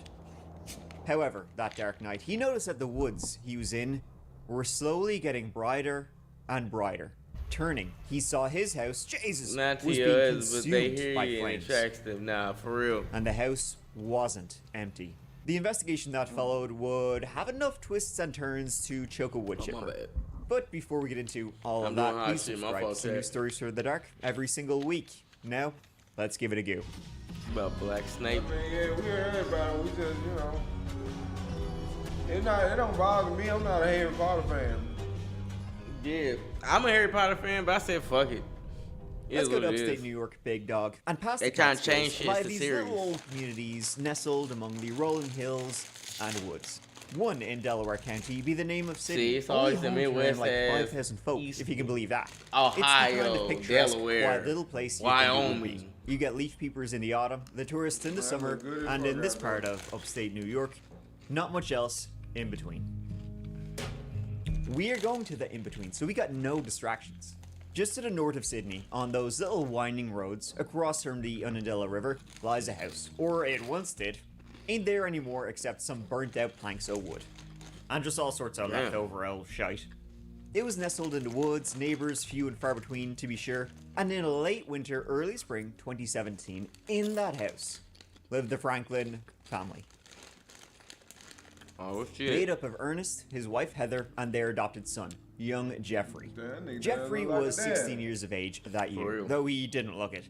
Jeffrey was born deaf and autistic, and he needed a lot of help. He needed diapers. He couldn't be left alone. The Franklins, though, Ernest and Heather, only too happy to have you. See, Jeffrey had been living in Sydney, New York, or rather just outside of Sydney. But with the new Harry Potter, if you look at the lighting and the tones of everything, it's meant to be dark and fucked up. and be related to real world shit, not so happy-go-lucky. It's around 6-ish years. HBO don't make nothing 2017. happy-go-lucky. Heather and Ernest, they always wanted a kid, but they had troubles throughout their marriage, miscarriages, and crime such like dog. that. And they had previously fostered children, but they wanted one to stay. When He young be Jeffrey covering came along, cases who and went shit. by J.O.R., sure, they only gave him 2 thumbs up, which makes what happened the night of February 28, 2017, just all the more tragic and horrifying. That night, in that house, after Jeffrey had been put to bed, Ernest and Heather, they stayed up to watch a flick. After they watched it away, Heather could no sleep. So that cold winter night, talking around 11:30 p.m., February 28, Heather left the home to go to the store, 11:30. and she went to pick up some Benadryl, which is available in like 1,000,001 stores, and it contains diphenhydramine, which gets you those Z's real quick. Unfortunately, though, this being late on a Tuesday in rural-ass upstate New York, Heather had to actually go to a few different stores to find one that was open so she could get her shit. In the meantime, Ernest was at home while young Jeffrey slept, and it was pretty cold in the house, this being February 28, in the depths of winter. So, Ernest went and he lit the wood stove that they have in their house. After he did so, though, he realized that the family's 2 dogs, they were loose. So he ran outside to go get them. And it was as he did so, chasing dogs through the cold and the snow, through the trees outside his home, he smelled smoke. And he saw his house, right behind him, being rapidly engulfed in flames. And 16-year-old Jeffrey was still in his bed. After trying and failing to get into the house, he ran to his nearest neighbor, banging on the door, shouting to call my boy, be 911. smooth. This was Be at smooth, around buddy. 1:15 a.m. Hit that sub up. 2 for us. We got podcasts and all type of dope shit too. He was pounding on his neighbor's door, the Gildersleeves. Dominic Gildersleeve dialed 911 right away, He and looked then crazy, ran too. outside to his neighbor and friend to see what he could do to help, if he could do anything at all. 911, what's the address of your emergency? It's not my house. It's my neighbor's home. It's on fire. You know if anyone's home? Yeah, they're home. Alright, if you want to go over and talk to them, make sure everyone's out of the house. I don't need to see them. But you don't see them outside now. They came to my house and asked me to call them. Oh, alright. Okay, where do you see flames? The whole house is on fire. Fearing the worst, the Gildersleeves, they good. called Heather, who was still on that hunt for Benadryl. And when Heather answered the phone, she says, "Oh, I hope everything's okay." That's I don't sick. think it is. Being out for Benadryl, and that whole house gone. Son They too. did this shit. They knew what they was doing. They tried to put their alibis in order before they left. Hey, we got one inside in northwest east corner. Firefighters and deputies arrived, but there was nothing to be done, as friends and neighbors stood, watching the hill burn. I can't get in there. There's no way. There's no way. Yeah, it's in this back corner over here. We can't even get close to it. Oh, there's a power supply right here. Still helpful. Watch the boards. There's a couple nails sticking up. I got a light here. Sorry. Yeah, it's getting fully involved now. Do you have a wood stove on or anything? Yeah. I still wood in the backyard. Well, look here. Well, my wife's out right now. Your wife's out? Ernest was stoic, Heather arriving, falling apart, If y'all asking your about son, the when you dogs. be flipping out, Well, I mean, shit. I ran. Jeffrey's body was man. later I was found trying to in his get- bed in the house. He was burned beyond all recognition. The source of the fire would be traced to the wood stove Ernest had lit before he went to get the dogs. He had left the door to the stove open, and the fire must have spread from there. on purpose. No, literally. Come on, bro. It was a tragedy, for My this grandma used to have young one boy too. who had already had such We a ain't difficult never- start to his life. And then, of Maybe I course, forgot to to do his that. adoptive parents, Ernest and Heather. And by this stage, Heather was, in fact, expecting. She was a few months pregnant. Now, though, she's lost her adopted son and her home. From age 0 to 10, Jeffrey had been passed around 3 different families in New York. And from accounts, none of them were good. He went to school with bruises sometimes, and as a deaf boy, none of the families ever taught him sign language, so he couldn't yap away with his paws even. But he was a really sweet, loving kid. He would hug strangers. He would ask random people at baseball games if he could have some of their fries. And it wasn't until age 11, young Jeffrey, J.O.R., finally found parents who wanted him. Ernest and Heather. Heather even knew sign language. She was so ready to take him. Heather herself was originally from Virginia, but had lived in upstate New York for a few years before she met and married old Ernest, which they did in April 2011. As you can see, it was a big occasion for Ernest. He didn't even bother taking off the fucking hat. The hat, by the way, it's a veteran's hat. Ernest had served. He was from the area, growing up in Mount Upton, just down the road from the house that would later go up in smoke. He joined the army straight out of school and did tours in Iraq and Afghanistan. Tours that would leave Ernest disabled and depressed. Now that's what he would say. His military records would show he was actually based in Germany, which to be fair will also leave you pretty depressed. But he came back, he married Heather, and they fostered kids before finding the right one, young Jeffrey J.R. And they seemed to like be this extremely happy style family. They posted on socials about being these happy new parents. J.R., though 16, looked and acted like a much younger boy, and while friends and neighbors would say he was well behaved, sometimes Heather would say she was frustrated, as he could act out. Now, it was all gone. You're like, you can't give him but back. But the Franklins, you know, they would say at least they got a new kid on the way, so... Dad look weird as fuck, lines. oh God. He got that look to him now. Sometime around 1:15, my wife's shaking me, waking me up. She goes, Dominic, Ernie's house is on fire. I shot up out of bed and I look out the window and the whole place was completely engulfed. There was nothing but fire. You couldn't see anything. But, you know, the hill looked like it was on fire. It was completely involved. And I was like, I didn't know. I had no idea what was going on. No. Come to find out, Ernie had run down to my grandmother's house, knocked on the door, said his house was on fire, and then ran back up. So they ended up having to run hoses, and then this whole time, you know, house is just burning, and I'm just praying to God that JR and Ernie had gotten out. Again, not knowing. And the house is still burning, firemen are putting it out. Heather was sitting right there on those steps, right there. And I came running up, and I can't remember who said it. There was a lot going on. It was pure chaos. So I go up to Heather. I'm like, Heather, what happened? I was like, where's JR? Where's Ernie? And she says, well, Ernie's around back with the firemen. I said, okay, so Ernie's out. I said, where's JR, Heather? She's like, he's unaccounted for. I said, what do you mean he's unaccounted for? She says, that's all the firemen are telling me. He's unaccounted for. So Ernie came around while I was standing here, and he hugged Heather, and he was blank. There was nothing. There was no emotion.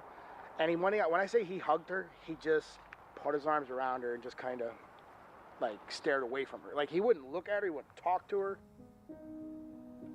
So he did that shit.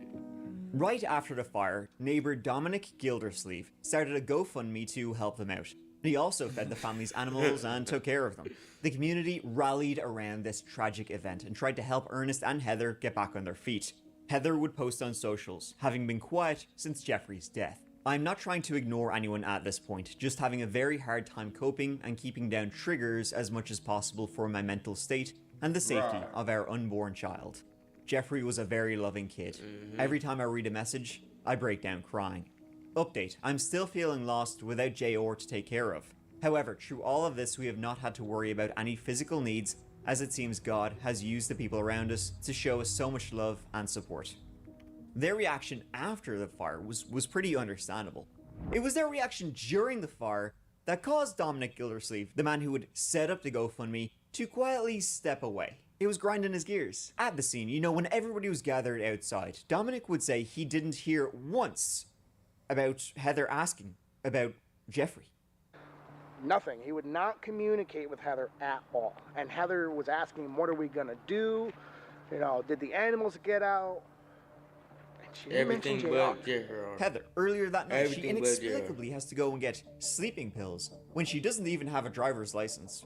Dominic would say when he seen Heather pull up in the car, he was like, what you doing with that? Ernest said he was out chasing dogs, when their dogs are usually outside, and every single time, those dogs return on their own. Dominic stopped sharing the GoFundMe and quietly stepped away. Ernest and Heather, by the way, they kept that share button going. And neighbor Dominic, who had been so helpful to the family, he wasn't the only one who had some questions about the death of young Jeffrey Franklin. The police had discovered a couple of, red flags about the young boy's death. Namely a big one. Jeffrey was dead before the fire. The police soon learned that the medical examiner could find no... Bro, what? Nah. Nigga, I told you the daddy, nigga. The daddy did this shit, bro. I was strangling him or something. no soot nor smoke in Jeffrey's lungs nor in his mouth. It's pretty odd that he just, dies, and then a fire breaks out when Ernest and Heather are somehow just not there and destroys every single thing you would ever need to know. Young Jeffrey was so badly burned, authorities couldn't even determine how he died. And combining that with how the parents acted the night of, stoically not asking about Jeffrey, Ernest even had no burns or smoke on him. He never went near the house. It all just stuck in the cop's craw. Something was just kind of missing here. And now that the police knew the fire hadn't killed Jeffrey, it's just not adding up. You're getting like 2 + 2 = murder. The amount of time Ernest said he was outside looking for the dogs versus how quick the fire had spread, fire investigators could determine, it didn't match up. He said he had left the stove door open and was only outside for a few minutes. Yet he must have been outside for a long time for the house to be as engulfed as it was. Their statements made no sense and were constantly changing as the police would re-question them and re-question them. They couldn't remember the name of the movie they had watched the night of. They couldn't properly account for the time from when the movie ended to when the police were called at 1:15 a.m. Police and Dominic put their heads together to try and determine what the shit had happened in these upstate New York woods. Ernie's my friend, You sure about that? There's some things I'm not comfortable story-wise that are... Just tell us what you think. We don't truly know what happened up there. We're trying to... Right. A 16-year-old died, so... Right. Something doesn't feel right. I don't know how to explain. But your own personal opinion as a person... My own personal opinion, Father, why did he come down here to call my wife to try and save us? Now, have you had any conversations with him in regards to what happened before or after? Now, I have not talked to him about any details because with him having PTSD, I'm not triggering it. Sure. And how do you know he has PTSD? Oh, boy. This is what Ernie always told me. Police also spoke with Ernest's family, as he was the lead suspect here. He was the one that was home. My boy had problems when he came back from the service. Now, what branch was he in? He was in the Army, okay. How many years was he in? Quite a few, or? A year and a half. Did act different when he came back from when he went in? He acted different. Are you angry, or what kind of... He was angry, yeah. He was angry. And both his parents and Dominic pointed to his military service changing him. Possibly something triggered him that night. Now, however, his parents nor his friends knew he definitely wasn't in combat. Like, at all, so don't know what could trigger him. Though he was in the military, which is, fair, but I don't think he's gonna be, getting PTSD from having Fraulines shouting at him. Although I wouldn't put anything past him. Ernest's sister, who was actually quite close with Ernest and went to his house all the time, she also told the police a few things people didn't quite know, because, on the surface, they were this happy little family, these sweet people have adopted this kid with special needs, and it's just great. Aren't they just amazing? While behind the scenes, not really. Was there ever a positive moment in the last year, since 2016, where you're like, wow, I can't believe they're doing something for... I got to hug them goodbye. But no other positive moments. Was there anything that we didn't specifically ask you about, or something that just kind of nagging in the back of your mind and you want to talk about? Anything that you think is important? I mean, even if, it might not seem important, if there's just something that's just kind of standing out in your mind. No, I said everything that's been nagging at me, except for... And the Franklins were extremely happy that Heather was finally pregnant, as they had been trying for some time. Jeffrey was somewhat now in the way. They didn't need him anymore. If it was my kid, I would die trying. Ernest's sister would say, in public, happy life, sure you know yourself, but in private, they treated Jeffrey like shit. They would say, he pissed all over the floors, he painted on the walls, he's a, quote, rotten child. They were becoming extremely frustrated, they would say, especially with a new kid on the way. They would make Jeffrey, stand in the corners for hours whenever he misbehaved. Ernest's sister actually offered to adopt young Jeffrey from them. And they said, no, because you know what? You're going to adopt him. You're going to come back like an hour later and bring him back to us. And at the scene of the fire, when this child died, Ernest's sister would say they seemed more concerned about the $2,000 a month adoption subsidy they would no longer be for real, their brains really be on malfunction mode. It But was see, said in a matter of minutes, $2,000. another thing y'all gotta remember with military, people that be getting sent out and come back, they be getting on drugs and shit when they be out there and they mind get warped and all type of shit, and they come home, damn near having CTE or some other shit, and just don't even be thinking, just fuck it, I'm gonna just kill them. That's what we used to do back in the field, type of shit. Try to bring that shit back home. You can't do that shit, bro. Yeah, but that nigga wasn't even in combat. He just nigga got drafted to some regular shit or something. He was a regular nigga, so it's just like he wouldn't even have no background like that. This nigga just would be on drugs. But it wouldn't be from war. That nigga ain't see no war. That nigga just wanted to do dope. Yeah, like this nigga just not smart. He just a dope head. That's it. But yeah, chat. Who said it? I don't know. Who said it? I know. Not how. Your fair ass wife is just as bad. Heather said she went to a few different stores to get Benadryl that night. That's why she was out of the house. And police tracked down the alibi. She did indeed go to a few different stores that night. However, in none of the stores did she buy what she said she went to buy, Benadryl. They also, from her car's GPS, discovered she had driven to the store, then back to the house, then off to another store, and then basically in circles throughout that night, killing time, giving herself a good alibi so she would have no idea what was going on.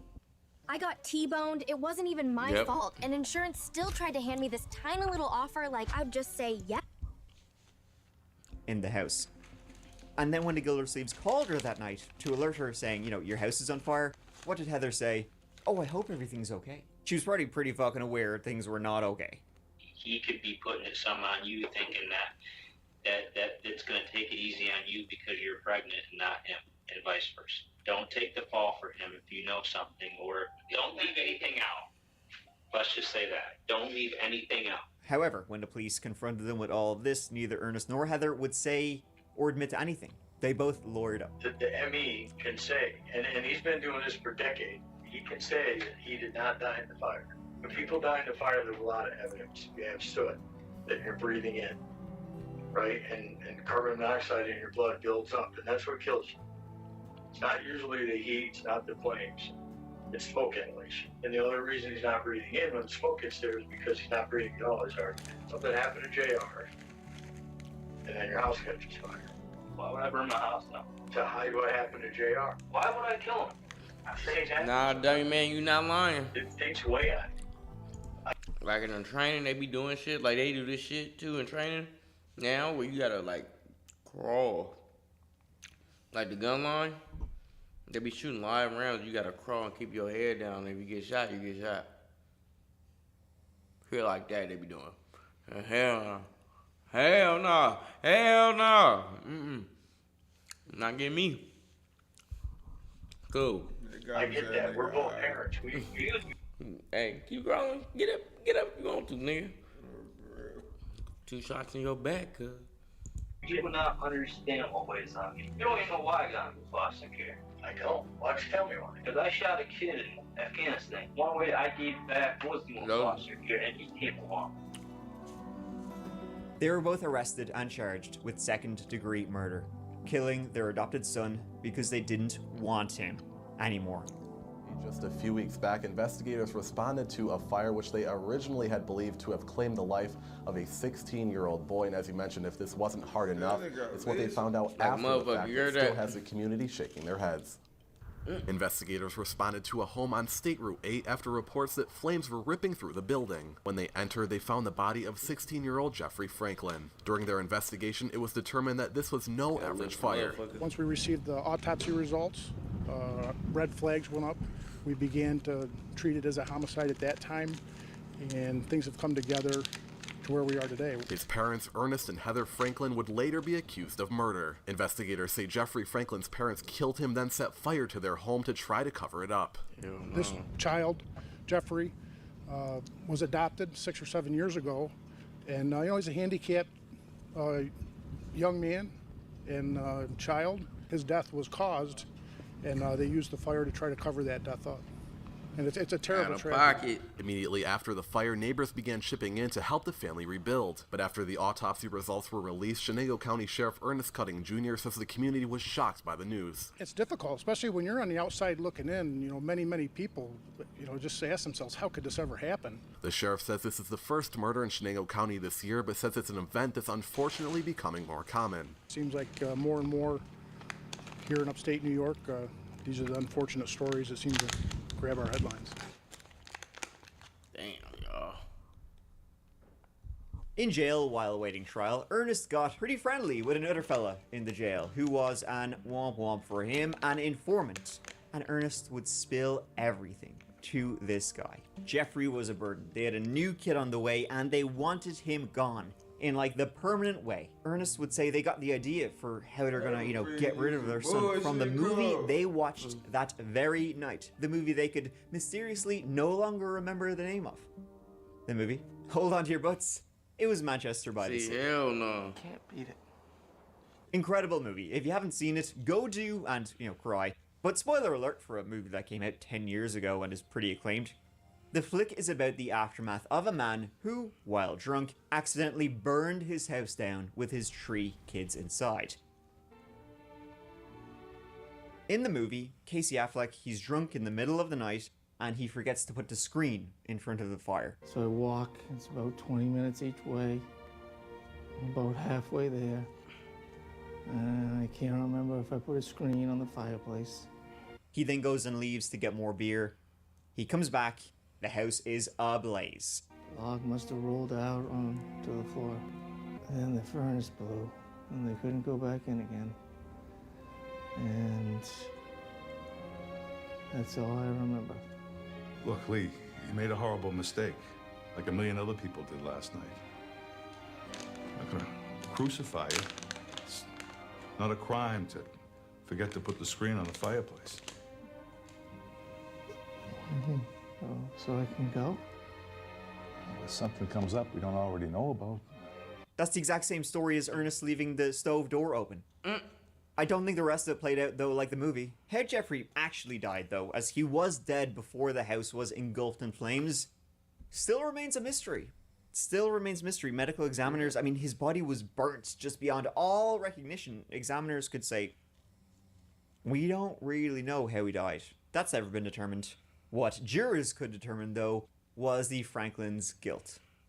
Ernest Franklin sentenced yesterday in Chenango County Court. Prosecutors say he and his wife Heather were inspired to kill their disabled 16-year-old son and then torch their State Highway 8 home after watching the movie Manchester by the Sea in February 2017.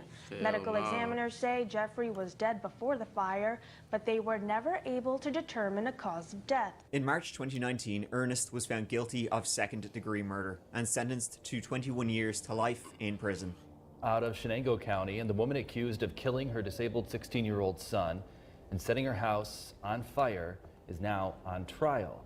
Heather Franklin's fate will be determined by a judge, not a jury, as this is a bench trial. The following month, Heather pleaded guilty to manslaughter and arson. She was sentenced to 11 years in prison. Because he got manslaughter. Give her the same amount of time. She was part of it. She just decided to leave. He just still, talking about it, I can't. If what they think happened, they promised to take all of care that damage because y'all don't want to take care of him. And if they killed him. Y'all knew he was all that problems and shit before y'all adopted him. I could never, as aggravated as I get sometimes with my babies, I could never deal with that. And if they didn't want him, they couldn't handle him or whatever, just put him back in the county. He didn't deserve what happened here, no matter what happened. I suppose Heather kind of like ultimately got what she wanted in like the ultimate monkey's paw sort of way, though like willingly monkey's paw. She did finally, as they'd been trying for a long time, have her own child. She just, you know, won't be around to raise it for a long ass time. I mean, talk about a senseless murder inspired by a movie. And, you know, watching Manchester by the Sea, it's a great movie. It's not going to inspire you to do, it shouldn't inspire you to do jack shit, because it's a very tragic, sad movie. So that just shows you how kind of evil these pieces of shit are. If they watched this movie and thought, Jesus lads, that's a brilliant idea, they sure leapt at that one, then they leapt into prison. Thank you so much for watching, folks. It means a lot to me that you are here watching me in this whole video. The next one, you know, it'll be up in a few days, so look forward to it. But until... Alright, y'all, that was that chapter. The parents that murdered their adopted son because of a movie. Yeah, fuck them egghead ass parents, bro. That shit crazy. Fucking Eggman and his fat ass wife tried to fucking kill the son when they could have just gave him back to the county for real. That shit sick as hell, bro. Man, motherfuckers be doing shit. You watch the damn movie, now you inspired. That's like the nigga that read with that book and then he decided to go try to shoot Ronald Reagan. You know the story, they made fun of this shit on South Park. Remember when Butters saw the movie and he was like, kill Ronald Reagan or some shit. It's the movie that these niggas watched. This book or this movie niggas used to read and watch and they used to flip out. Like, I forgot. They used to inspire niggas to do some wild shit. Happened early 2000s. Man, that shit crazy. Bro, niggas be doing shit like that, I'm telling you. But man, forgot what's the movie. I'm a Google. Like, it was Kill John Lennon. Yep, it was Kill. Let's see. Yep. I think that's the book.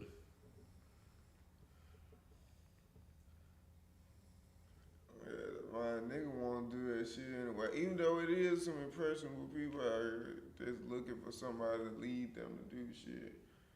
But it really just be justifying shit that you already kind of feel anyway. Yep. And the other one, the dude, he tried to imitate the movie Taxi Driver. Oh no, I seen Taxi Driver. Yeah, when he tried to kill them, yeah, he tried to do the same shit. Well, yeah, I mean, he killed a couple niggas, but this nigga, it wasn't like determined if he died or not. But I mean, he did get the shit shot at him in the arm, shoulder, and the neck. So it's like, nigga, you wanna go out like that? I guess. Nigga, that shit was crazy. I don't aspire for that shit. Yeah. That shit like it hurt. Yeah. That shit was crazy. But yeah, niggas be getting inspired by all type of crazy shit, chat. So yeah. Y'all don't be like these niggas in these videos. Man, be yourself, bro. Don't be out here looking for no daddy, no movie and shit. No daddy, no mama, nobody to love you. Love yourself, man, and your life will be better. Nigga, you love yourself enough, you can get rich off of it, nigga. You can fix damn near all your problems at that point. Bye, nigga, family. Half of the problems at least. Right, nigga, all the real major problems to where it be like, damn, you kind of control. You can control those problems now. And if you don't want to, nigga, travel the world by yourself and live life. Nigga, go eat in the finest places where the people like to eat. Nigga, I don't know, shit. Sing the songs you like to sing, nigga. Do Some, cuz. But yeah, y'all, we about to get into some other shit. What else we got on this motherfucker? You wanna react to another one of those videos? Or you wanna... Alright, I say, or you wanna watch the Skinwalker shit? Oh yeah, let's do that shit. Hey, what's a good channel to watch for the Skinwalker breakdown?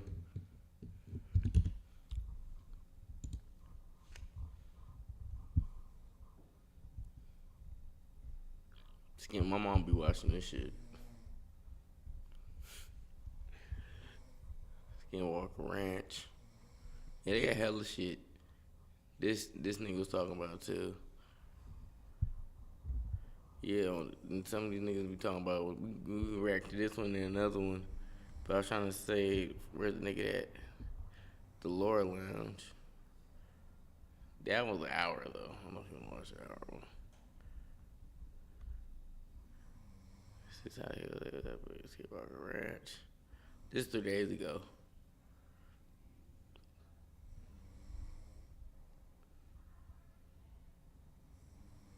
niggas be seeing some crazy shit.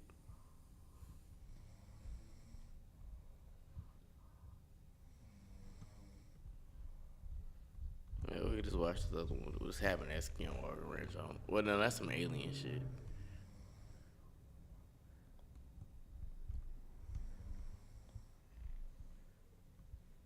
Yeah, shit. What's a good one?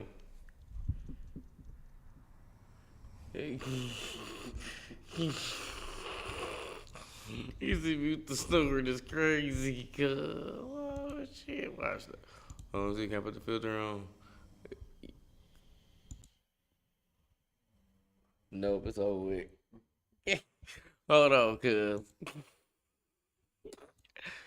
Oh, let me see who's snoring. Hold on, y'all.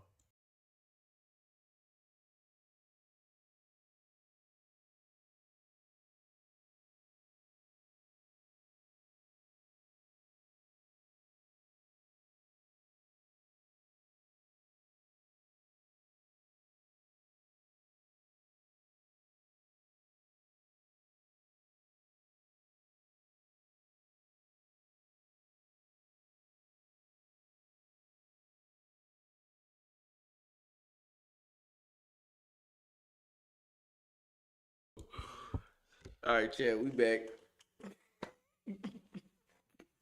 It's always something on this shit. Oh shit. Yep, go. Alright. Ooh shit, that's hella funny. Nigga said, hold on. What is that? Alright. I'm thinking if I can put the noise suppressor on with the biggest. Hey, we good now. Alright, chat, which one we gonna watch? I'm trying to find a little mini doc on this shit.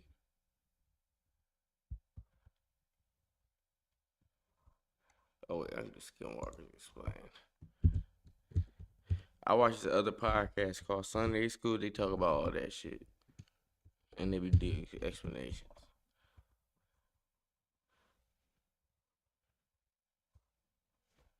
Let me see if they have somebody good. Okay, you watch shit, some his clips? That ain't clips? Hell yeah, fuck it. Well, that's Skinwalker Ranch. Fuck it. We can start there, fucking shit. Cause I can't find nothing else with the full, like a good video breakdown of it or nothing. Lugo, what's good, fool?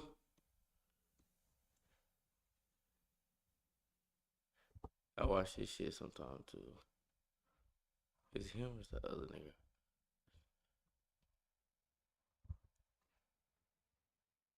He said Mr. Ballin was good. Mr. Ballin's good? Okay, I'm gonna do Mr. Ballin. Fuck it. Did I pass that nigga? Right there, good. Right here. All right. New year, new me. Yeah, shut up. Why I get this black nigga in this purple ass suit look like a bag of cough syrup?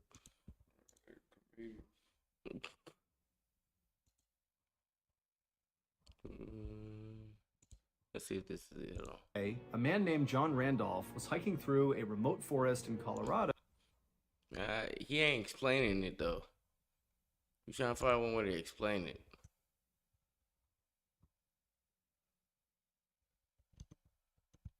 Yeah, I'm trying to find one way to explain this shit.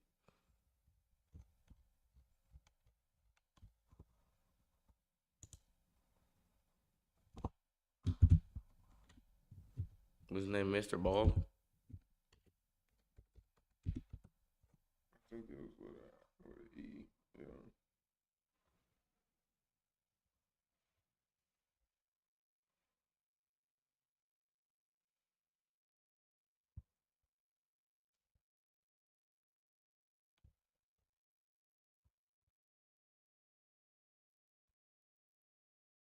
See. That sounds crazy.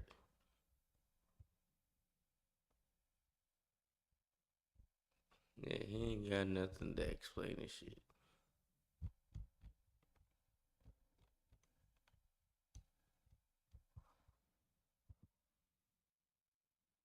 Fuck it, we can do this one. Fuck it. That one 5 years ago, but fuck. Which one you want to do? Man, it don't matter to me. Shit. I'm trying to see what it's about. Fuck it, we go here. Shit. Some call this location the most paranormal location on the planet. Others call this whole thing just a big hoax. But what is undeniably true, and frankly what makes this case so much more interesting, is that unlike the vast majority of paranormal stories and claims, this case was put to an enormous amount of scientific scrutiny. In fact, there was a decade-long study done on this case where PhDs and scientists converged on this one location and basically around the clock studied, all these claims of the paranormal that was happening in the area. And after a decade of research, the findings are pretty mind-blowing. And the case that I'm referring to is none other than the very famous Skinwalker Ranch. So the too long didn't read version of this story is you have a family that purchases a ranch out in Utah, and as soon as they move in, they start noticing some pretty bizarre things around their property. Everything from, some of their livestock going missing or being harmed. They have strange sightings in the woods of creatures and lights in the sky. They eventually report it to the news, and that news story gets picked up by a couple of other outlets, and a billionaire who is obsessed with researching the paranormal sees this story. He buys the property and installs an entire team of scientists and researchers to basically try to figure out what was happening at this ranch. And they spend 10 years studying this ranch. The outcome is, well, turns out some strange things really were happening there. Before we get started, if this type of content appeals to you, the kind of strange, dark, mysterious content delivered in a story format, well, if that appeals to you, that's what my channel's all about. And I post 3 to 4 times a week. So if that appeals to you, please gently ransack the like button and then turn on all notifications so you can get all of my content every time I upload every week. All right, on with the story. In the northeastern corner of Utah lies a 500-acre plot of land. It's all desert, where a ranch sits, and that is Skinwalker Ranch. Producers, this plugin helps you finish your tracks way faster. Check this out. I'm gonna start with this loop that I made here. You can't hold us back. It was built in the late 1800s, early 1900s, and it was actually built on a piece of land that had apparently been cursed. Prior to its construction, the Navajo tribe had a feud with the Utes Native American tribe. The Utes were selling off other Native Americans that they would capture. They would sell them into slavery to the United States. And so the Navajo, who had previously lived in the area where this ranch actually was built, they were forced off their land as the Utes came in and were rounding them up and selling them into slavery. And before the Navajo left that area, they cursed the land with what's called the Skinwalker curse. The idea was they were going to torment the Utes tribe for the hardships they had inflicted on the Navajo. The Skinwalker curse, legend has it, is this curse where these witches descend on the area and take the form or wear the skin of various predatory animals in the area, namely large wolves and foxes. They inhabit those bodies and terrorize anybody in the cursed land. Now they talking about Skinwalker Ranch. On the land that Wolf don't know about Skinwalkers. It wasn't until many years later when owners of that ranch started seeing predatory animals doing some very strange things in and around their property that they did some research on the area, learned about this curse, and then before long, the nickname had stuck. In 1994, Terry and Gwen Sherman purchased Skinwalker Ranch. It had actually been abandoned by the previous owners for the last few years, so when they purchased it, they got it for way below market price. So they are just so excited to be moving in. They breed cattle, and so they had 500 acres to let their cattle free roam. How much is the house? It was like I got it for a dream purchase for this family. And so when they finally do move in, like the day they move in, they don't really care. They say you can get it for grown, It looks like things are kind of in disrepair. Shit. And in fact, when they go into the homestead, It's nice, the actual right? house on the property, Yeah. they were so It's excited nice, about everything. Just wait that they kind of till overlooked 2 in the some of morning. the strange things that they immediately noticed about the property. You know, they go inside and every window has a deadbolt on it. The inside and outside of every door in the house, not just the doors leading outside, doors leading between rooms had locks, the front and back side. They noticed these big pikes that were driven into the ground at the front door and back door of the property with massive chains stringing off of them, which looked like, you know, pretty powerful guard dogs had been there. They're thinking to themselves, well, this is a huge piece of property. You know, perhaps the previous owners are a little bit paranoid because they're kind of isolated. And so they didn't really raise a red flag when, to be honest, had I moved into a property where every single door and window had multiple locks on it, they had these big guard dogs, I'd probably ask a couple questions. But you know what? Terry and Gwen, they're just so excited about this purchase that, again, they kind of just overlook it. So on the day that they are moving in, Terry and Gwen have some family members over to help them offload trucks and move stuff into the homestead. And it's during this process as they're moving things out of the truck into the house. And again, you got to remember that the house is situated like right in the middle of the property, and you can see in every direction basically unobstructed because it's basically open desert, with the exception of a couple areas that are, you know, basically forests. And as they're offloading some of the stuff into the house, Terry looks out at one of these tree lines and he notices this huge wolf, or what looks like a wolf, pretty well off in the distance, kind of meandering its way over towards them. But it's far enough off that this is not enough to be totally worried about it. After all, I mean, Terry was a rancher and his family were fairly rugged. They carried weapons and they were used to, you know, protecting their livestock from predators. Yeah, so this was not a, oh my goodness, I can't believe a wolf is near us. It was more like, okay, let's make a note that there's a wolf walking towards us. And so Terry does. He tells us, y'all, it's hey Undawolf. guys, just so you know, there's a wolf coming towards us right now. And the whole family is now standing near the truck and they're watching this wolf. And Terry recalled as he's staring out watching this wolf that's kind of almost walking in like a snake, like a serpentine path towards them from hundreds of yards out. It's still quite a ways out.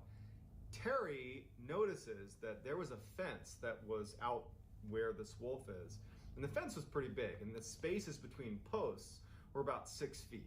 When he had a good look at the wolf next to the fence, he could tell that the wolf was at least 6 feet long. And he was thinking, are my eyes playing a trick on me? Like, that's an enormous wolf. That's the biggest wolf I've ever seen. But the wolf wasn't acting angry or aggressive. It was just kind of skulking its way towards him, very nonchalant, broad daylight. And at some point, you know, Terry and the family, they're standing behind the truck, and Terry said that they all had this feeling that the wolf was not going to harm them. And the wolf got about 100 yards away, and Terry and his family are transfixed. And he even said he didn't understand why they weren't scared or why they weren't, you know, running away or shooting at it or something, but they didn't. All of them are just standing there watching this wolf that's massive. Dummy and the man. wolf is wagging its tail and acting like... We too black for that shit. Let's walk into the woods late night and do a whole investigation episode. I wish I would. Who the fuck you think we is? Man, dumb man, beat it. Yo, hey, I'll stay here and we'll control it, and y'all go and we'll control the cameras. Man, ain't nobody going to the woods. At the end of the day, all the shit out here, nigga might not make it back. Nah, for real, you ain't lying. Like, y'all got a lot of shit out here. You go do that and report back to us. Facts, bruh. High as fuck. Hell no. You ain't gonna come back. I'm straight on that, bro. If an animal don't get us, somebody might. Yeah, we all hella black. Ain't know what's going on. God, bro, what? Like, y'all got real animals out here. And if you go off trail, you in the woods and shit, ain't no telling what's out there. Mountain lion, all type of shit gonna get your ass. And you ain't got the vision like them. We gonna have flashlights, but that shit is, you can only see with a flashlight hitting. Everything else gonna be dark, pitch black. We gonna need that flashlight from TikTok that show like 10,000 feet in front. You know that big one that make it look like the sun. No, for real, they gonna need some. Run around just traumatized forever. We already traumatized by spiders, nigga. I'm cool. Yeah, no, we good on that. No, God, I ain't trying to be in an 8-legged freaks, cuz I'm straight. No, for real, I remember that movie. That movie was sick. Stupid ass CGI. Fucked up situation. A domesticated dog. Fake ass The wolf comes over and goes up near Terry's father, who was there helping unload some of the gear they had. And Terry's father just kind of reflexively reaches out to start petting this. He's petting like up at his head level this massive wolf, and the wolf just acts like a domesticated dog and kind of rubs against his hand, and then starts walking away from them, just wagging its tail and not doing anything. He got the mark. Not causing them any harm, not snarling, not growling, nothing. But just as nonchalantly as it walked over to them, it walks over to where they had a pen with a couple of cows and calves inside of this pen. And one of the calves had its head through the post that was keeping them in this cage, just kind of watching this wolf. And the wolf notices it and in an instant jumps over to this calf and immediately has the whole head of the calf in its jaws, just trying to rip it out of the cage. But it can't get it to squeeze through the cage. And so all of a sudden, you know, like Terry and his family are broken out of this weird trance. And Terry starts firing shots at the wolf. It strikes the wolf and has no impact. They run over, they start hitting it with the back end of an axe. That's crazy. They're trying to get this thing off of the calf because their livestock, that was their livelihood. And you know, these are rugged people, and so they're trying to fight to save their property, to save their cows. And the wolf is just totally unaffected. It's not trying to attack Terry or his son that are trying to get rid of it. The wolf is just trying to attack the cow, but it won't let go. And finally, it just kind of gives up on the calf, starts kind of retreating. Terry ends up getting his rifle, a high-powered rifle, and takes a shot at the wolf one more time. But again, it just has no impact on the Hell wolf. no. Just at some point, just as, I guess, bored, turns around and kind of trots off into the woods. After they kind of were brought out of that initial trance, that they remembered this horrible smell, that's like foul, almost chemical smell that just permeated the whole area after the wolf was there. Terry and his son, they decided to go track this wolf because now there's this massive predator that's gonna make owning cattle extremely difficult, and so they would have to go deal with this predator. And so instead of retreating into the house, they grab their weapons and they track the wolf that's now jogged off into the forest. And they make it to an area in the forest where the ground is very muddy and sodden. And Terry could easily make out these footprints that just suddenly stop. And they just couldn't make sense of it. And so they went back to the house and they told their family, like, we tracked it into the woods. There's no blood trail.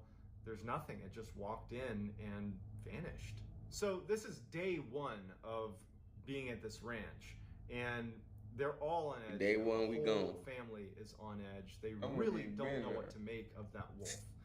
The sheer hey, yeah, size we can of buy it, this ranch. Where's that? Middle of nowhere. Yeah, y'all help on with that. Affected by being shot multiple times. You know, there's real concern over their own livelihood because they keep cattle, and they're only going to have more that are going to be out in these pens. And if there are wolves that are 3 times the size of a normal wolf that are walking around killing cattle, that's a big problem if you own cattle.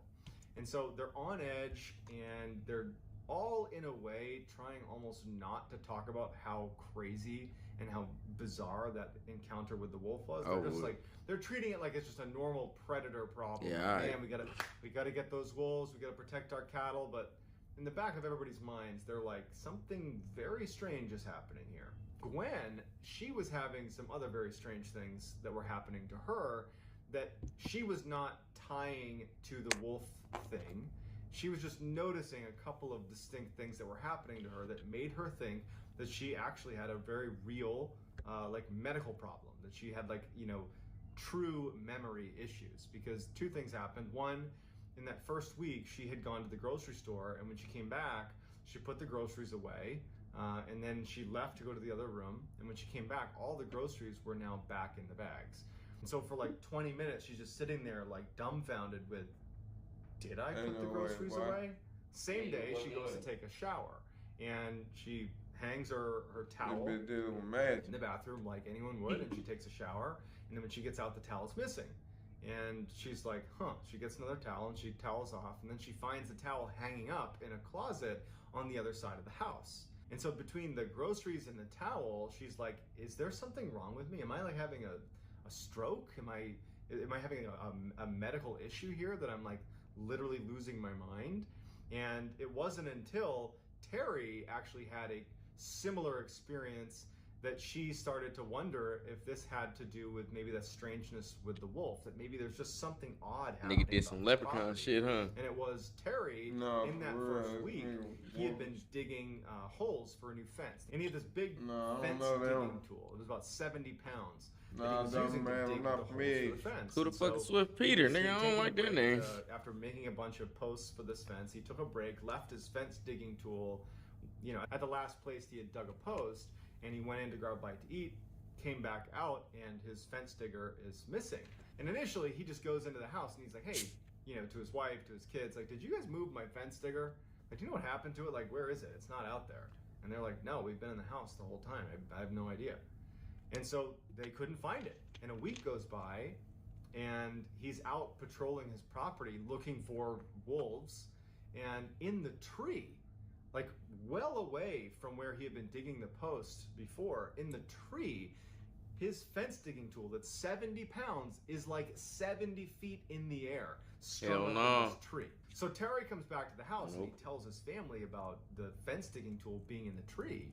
And that's when Gwen tells Terry about her experiences with the groceries going back in the bag and a towel being moved around the house. And everybody in the family starts to really start being scared.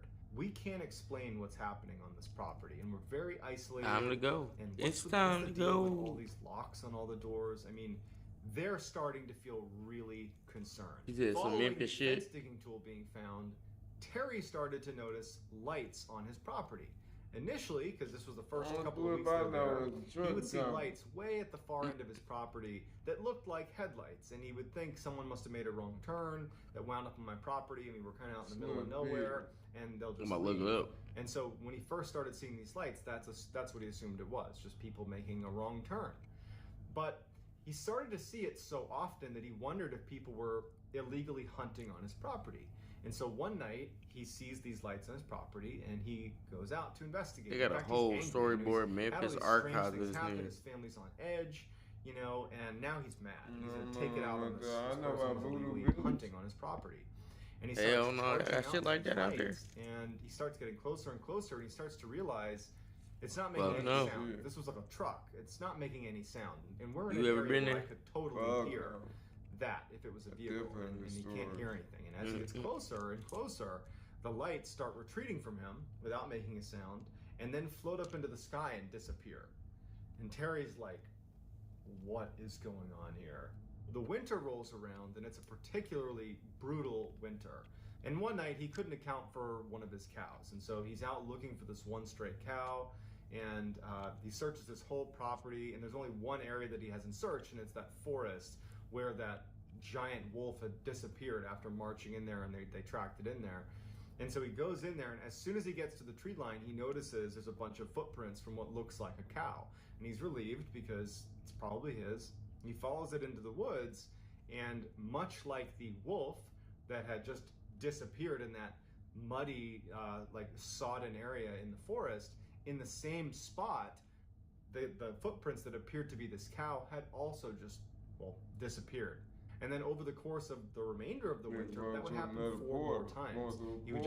The animals would run away and just disappear without a trace. By the end of the winter, after all these animals have just mysteriously disappeared, Terry and his family, but Terry in particular, has really gone into full paranoia mode. He, at night, would just like stalk his own property, like hiding behind bushes with his weapon, and like hope to see what was taking his cattle. And so one night, as he's doing another fruitless search around his property, he catches out of his periphery what looks like a kind of mass of something moving around in the trees near his property. And at this point, he was kind of obscured by some shrubs and some plants. And so he kind of crouched down and looked out at the tree line. Bakersfield don't fuck with the tree line there and Fresno. You see shit like that out there. Kind of moving about inside of El the trees. Chupacabra. He would describe the mass as looking almost like a stealth fighter jet, but really small. That shit from I Am Legend. It was making no sound, and it was hovering about 20 feet off the ground. And he's crouched down, not making a sound, watching it. And it's just kind of like moving around the tree line and it has these lights that looks to be kind of scanning the ground. And it's just kind of moving around, it's shining these lights, these multicolored lights in the ground, and Terry moves a tiny bit to get a better angle on this thing. And he makes the tiniest of noises. That against the motherfucker went brush, right to him. just What's like he a doing, tiny dude? little barely audible sound. And this mass that's pretty far away, the lights immediately turn off, and it angles itself so it's facing directly at Terry. And Terry can feel it right away that it's heard this tiny little sound he's made, and now it's staring directly at Terry. And Terry's like terrified, and he's looking at this thing, wondering like, oh my God, like, is it gonna come take me? Like, what is this? Is this the thing that's been taking my livestock? And he's terrified, and he's staring at it, and it just flies away. By the spring of 1995, things have gotten really bad for Terry and his family. Now, oh, nigga, we need one sign. Livestock inexplicably, but they're showing up. The actual cows themselves are showing up back on their property, you know, hours or days later. The same exact price. Just kind of in random locations on the property, and they look like they've had surgery done. Like I'll take that loss. Cuts and pieces of them are missing, and in addition, some very strange things are happening at the house. At night, they would see these entities walking around their property. These humanoid, they described them as having no expression, just walking around their property. And sometimes they would walk right up to the glass, put their hands on the glass and look in, but there was no face. And like Terry and his family, they had blinds down, and they would use the deadbolts on every single door and window, but they could hear them rapping at the glass, and they could hear them communicating in a language they didn't understand right outside of their house. And this became so regular that it was almost impossible to sleep. Terry's kids started performing very poorly in school because they weren't sleeping.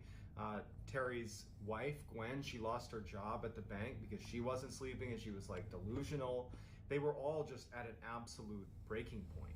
Terry is now feeling totally disheartened. One night he's sitting on his porch with his rifle, and he notices out on the horizon a new phenomenon. He was used to seeing the lights on his property that would be off in the distance that would disappear, and you know, he had previously seen that kind of like fighter jet thing that was scanning the area. Like, those were two types of lights he would see, but there was a new light he saw as he's sitting on his porch.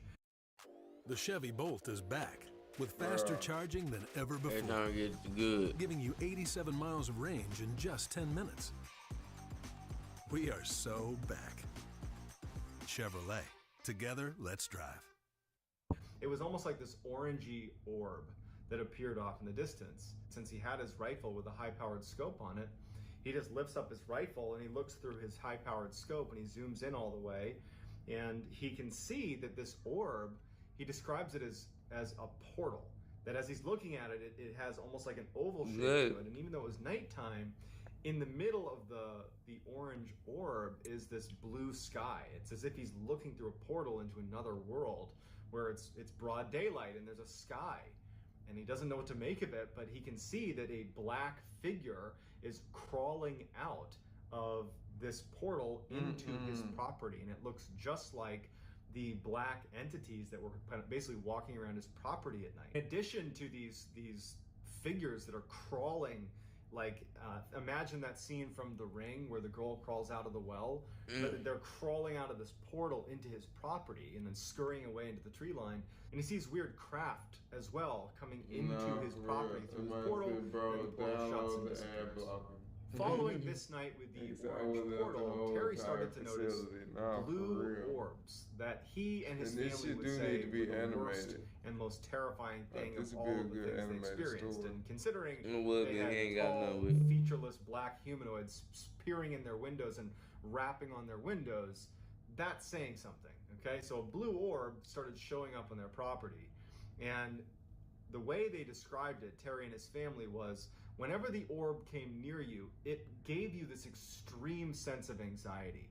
It was almost like it was emitting this feeling that you automatically got where suddenly you were unbelievably anxious and terrified of the blue orb. And then as soon as it left, you would, you know, not be anxious anymore. And so one night, he's sitting on his porch like he had begun doing, and he sees this orb show up on his property. And his 3 dogs are sitting with him that see the orb, and they start growling and barking. And so he lets his dogs go, thinking that maybe they can scare this thing off. and the dogs take off running towards this blue orb. And they chase it, and you can see the orb, Terry can see the orb that starts to kind of retreat. And he's thinking, oh my goodness, I finally won something. My attack dogs are gonna scare this orb away. And they chase off into the woods, and he sees this thing, the blue orb, retreat into the woods. And then when he's thinking again that finally a little victory for us, he hears his dogs yelping. And he's too terrified to go check it out. And so he ends up going inside and locking the doors, locking the windows like they had been, and just kind of retreating. So the next day, when the dogs haven't returned, Terry and his son, they go out looking for the dogs in the forest. And when they get out there, they get to a clearing, and they find 3 stacks of ashes in like little burned out circles, as if there had been a fire previously in these 3 little spots. And it turned out it was the ashes of his 3 dogs that had gone into the woods. They sacrificed dogs. Hell no. Terry decides that it's No, time damn man, bruh. The ranch. And so he puts the property got up on for down, sale nigga locked the and door, so yeah, goes I to a be local okay. news outlet, and he tells them about what's happening on his property. And as fate would have it, a billionaire by the name of Robert Bigelow, who had invested millions of dollars in standing up this scientific research team, this all-star team of PhDs, specifically to research what he described as high strangeness, which really is just paranormal. Basically, he was obsessed with the paranormal and wanted to investigate the paranormal.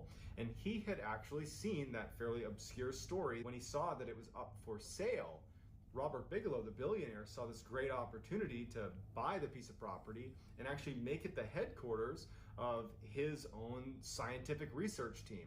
Not only to investigate what was happening on Skinwalker Ranch, but use it as kind of a hub to do other scientific research. So he purchases the ranch, and Terry actually, even though he did not want to spend any time at the ranch, on some level wanted to know what the research was going to show, because he was very curious, like, what is going on at this ranch that's been plaguing my family. So he offers to stay on as kind of like the ranch manager, because, you know, Robert Bigelow and his team are a bunch of scientists and business people. They don't have any experience on the ranch, and so they're happy to keep him. So Terry is still connected to the ranch, but at this point he's sold it to Robert Bigelow. So Robert Bigelow's scientific team was called the National Institute for Discovery Science, or NIDS, N-I-D-S, NIDS for short. And Bigelow had actually built the team before purchasing Skinwalker Ranch. And what he went out and did is he recruited some of the most incredible scientists and PhDs he could possibly recruit, but he didn't want people that were interested in the paranormal. He wanted people that were inherently skeptical, so that if he was ever able to kind of prove the existence of high strangeness, that he would have credibility in doing that. And so he went out and found these incredibly skeptical, incredibly smart scientists and PhDs.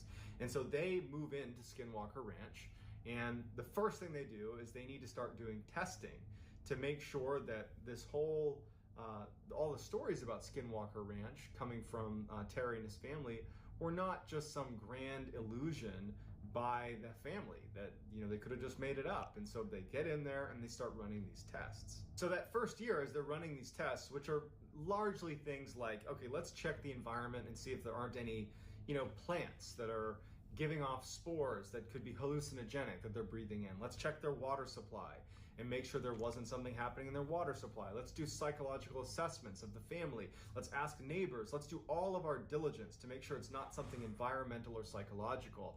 And over that first year, while they're doing this research, there isn't much activity at the ranch, save a couple of instances where there were some strange lights. So that first year is fairly uneventful, but what's important is that the NIDS researchers come to a conclusion that this did not seem like a hallucination. This did not seem like a something coming from, you know, a plant or water supply. This seemed like the Terry and his family were really experiencing something odd. They just didn't know what it was. Imagine being able to build an app with your name on it, just by thinking about it. Meet Base 44. One day, Terry and actually Gwen, who was helping him, were tagging some of the new calves, the new cows that had been born, putting these little tags in their ears. And so Gwen was there helping. And so Terry and Gwen, they tagged this new calf, put a yellow tag in its ear, and they move on and they're tagging other animals. And so for about 40 minutes, their eyes and their attention are not focused on this one calf or that one area of the ranch. They're tagging other animals, and then their dog that was with them starts growling and reacting in the direction of where this calf had been. And so Terry and Gwen turn around and they look and they don't see anything, and they start walking over.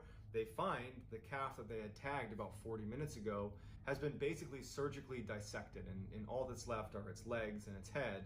And in addition, the ear where that tag was had been removed. And so they immediately call over the NIDS researchers. So the NIDS veterinarian comes over and looks at the scene and just can't make sense of it, because the incisions on the calf were so well done that it looked like someone with real surgical expertise had done this on an operating table. There was no sign that this was done by a predator, and there was no blood anywhere. So this prompts a massive search of the property, because in many ways, this is what the NIDS researchers are looking for, are real occurrences of something that is highly strange that they can go investigate. And so all of the researchers and everybody there begins searching the property for whoever was responsible for this dissection of the cow. And they start searching the property, and the dogs, they had all these guard dogs that were kept at each of these observation posts that they had set up around the ranch as soon as the NIDS team had moved in. They were all looking in the same direction, all four of these four observation posts. And they're all cowering in the back of their cages, all looking in the same direction. And so they start making their way towards the tree line where all these dogs are looking, and they stop short when Terry says, "I see something in the tree." So they stop their car and they're looking, and in the tree is this massive wolf, this like wolf-like humanoid that's basically perched on a tree limb. And Terry takes out his rifle and he aims at the creature up in the tree, this huge creature, and everybody sees it. All the NIDS researchers are looking at this creature, and they're like, "Oh my God, what is that?"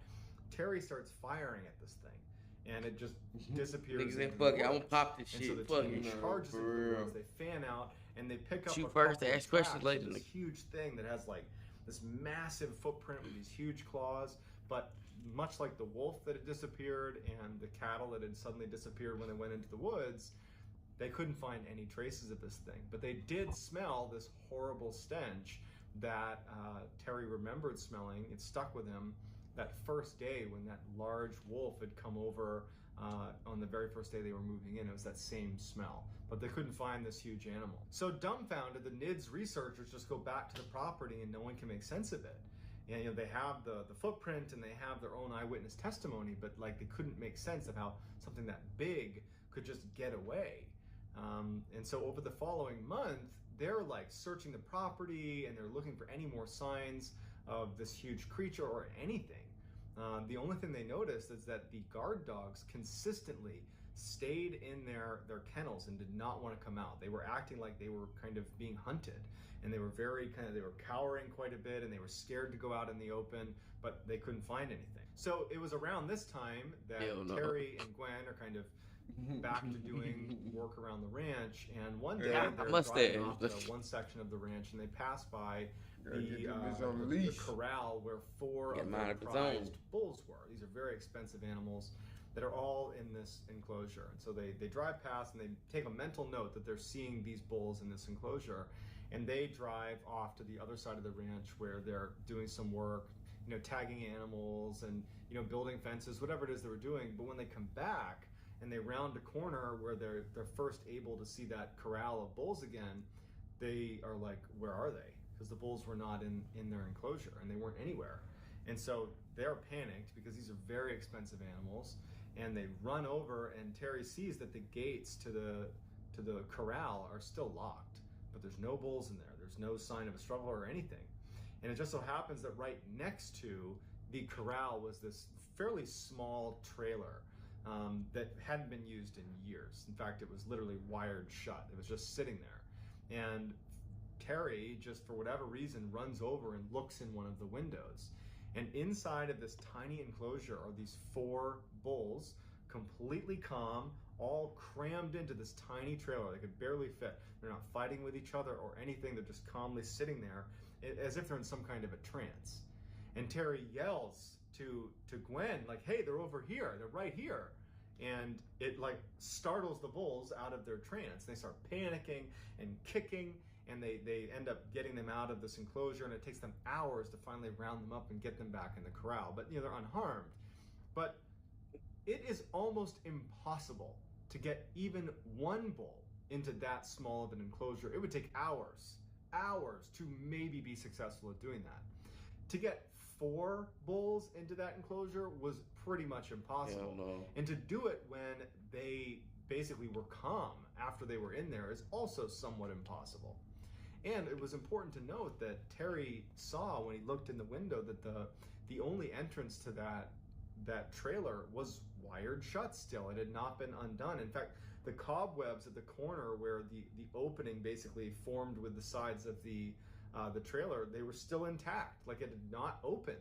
And it made no sense how those bulls got in there. And so the NIDS researchers come over, and they can't make sense of it either. Upon further investigation, the NIDS researchers found that the bars of the corral that held the bulls, a section of it had been highly magnetized. And so while they're doing this research, trying to figure out if magnetic fields has anything to do with the strange occurrences at the ranch, 2 of the NIDS researchers were on the outskirts of the property using their compass to look for magnetic fields, and they started smelling. They both reported smelling that horrible metallic, like rotting smell that other people had reported smelling anytime they saw that large wolf creature. And when they started smelling it, their compass started to flitter and then pointed away from north towards wherever the smell was. And they remember thinking that they felt like they were being watched. And it went on for a few moments, and their compass didn't waver. It was aimed in the direction of the smell, and they're both on opposite sides, pointing in the same direction. And then at some point, the smell stops, and they stop feeling anxious, and the north arrows go back to the way they should have been. And then one of the most terrifying of all of the paranormal occurrences that happened at Skinwalker Ranch happened at the very end of 1997. 2 NIDS researchers were up on a ridgeline overlooking the homestead. Every night it became commonplace to basically position NIDS researchers all over the property to basically be on the lookout for weird things that are happening. And these 2 researchers are up on this ridge, kind of obscured and hidden, and they see this orange orb take shape right near the homestead. And one of them had an infrared goggles, and so he looks down at the orb, and he can clearly make out that it's this oval-shaped opening that sounded an awful lot like what Terry had seen on his porch when he saw that humanoid creature crawling out of the portal into his property. Well, these 2 researchers are looking at this portal, and they see the same thing. They see this black human-like creature crawling out of this orange portal onto the ground, and then it starts running up the hill towards them. And they're like frozen with fear. They start smelling that horrible rotting metallic smell as this big human-like creature bounds up the mountain, and they can hear the shale under its feet as it runs up, and it goes right past them. About 30 feet away from them, they're looking at it, and it just barrels past them at a full sprint up into the mountainside. The following year, in 1998, the activity on the ranch declined significantly. All they had was the occasional strange lights here and there, but for the most part, it was done. And in fact, even though NIDS remained on the property, by 2004, the research just wasn't amounting to anything, so they pulled the plug on the operation. They did have footage of a number of the lights that were seen, but again, no one's going to take a picture of some random lights and say, oh, there you go, proof. You know, they demonstrated that there were, magnetic fields, and they have images of these calves that would reappear after looking like they'd had surgery done to them. They had hundreds of eyewitness reports. They have all this information, but none of it was really definitive proof, which was very frustrating to Robert Bigelow, to Terry and his family.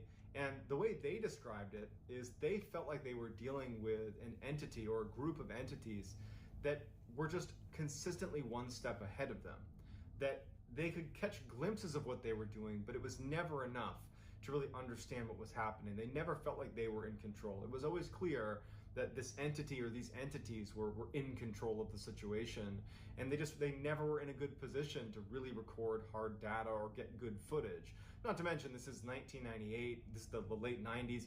No one just had an iPhone they can pull out and snap pictures. You had real cameras.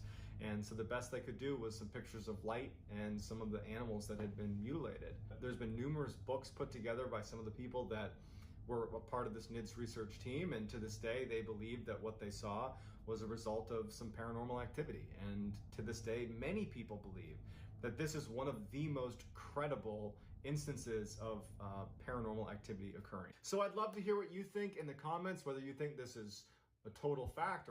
Yeah, fuck all that. I ain't fucking around with them niggas. Fuck them. Fuck that ranch. I ain't going. Yeah, so now you up to date on what the Skinwalker do and all that crazy shit. So yeah, fuck all that shit. But yeah, y'all. Ooh, nah, I'm good. Yeah, y'all. Nah, for real. But alright, y'all. We gotta get the fuck up off of here. Niggas cooked.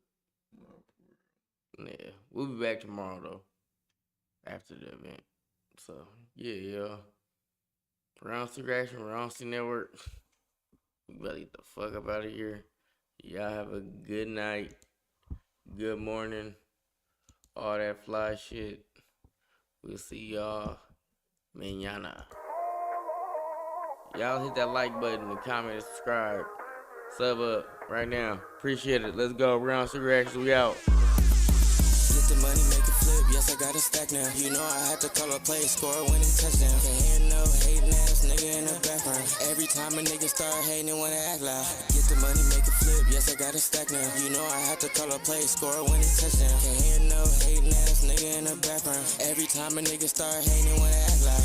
Everybody got something to say in the background. Niggas throw rocks and hide their hands, they ain't tough now. Kobe in the clutch every time they wanna act foul. Exotic weeds, out of packs, only smoking on loud. Go to Vegas, catch a flight, nigga, I put my feet up. Sliding down the strip, nigga, throwing threes and peas up. Out with my bitch and she swear I'm doing 3 months. You gotta be this way when you tryna run some ends up. Driving like a storm, had the Charlie burnt her whole clutch. Yellow coupe in the sun, nigga, I'm tryna turn up. Hit her engine growling every corner when I pull up. Slapping Mag Dre in the whip, tryna go dumb. Get the money, make it flip, yes, I got a stack now. You know I had to call a play, score a winning touchdown. Can't hear no hating ass nigga in the background. Every time a nigga start hating, wanna act loud. Get the money, make it flip, yes, I got a stack now. You know I had to call a play, score a winning touchdown. Can't hear no hating ass nigga in the background. Every time a nigga start hating, wanna act loud. You a hating ass nigga, why you mad at the bitch? Go outside about a bitch, cause she choosing the shit. Ayy, ayy, watch how you choosing the bitch, end up losing the bitch. Now you boo-hooing shit, ayy. Oh, green ass, trick off, crying ass. Where you going off, stalking ass nigga with your talking ass? I'm a walking ass, standing on 10 ass nigga. L's gon' come, count the wins, little nigga. Ayy, yup, point is, run it to the ceiling. Hit the hoe, split the hoe, stay up at your feelings. If you get it, you get it. Dream chasing, I don't want no dealings. Get the money, make it flip, yes, I got a stack now. You know I had to call a play, score a winning touchdown. Can't hear no hating ass nigga in the background. Every time a nigga start hating, wanna act loud. Get the money, make it flip, yes, I got a stack now. You know I had to call a play, score a winning touchdown. Can't hear no hating ass nigga in the background. Every time a nigga start hating, wanna act loud.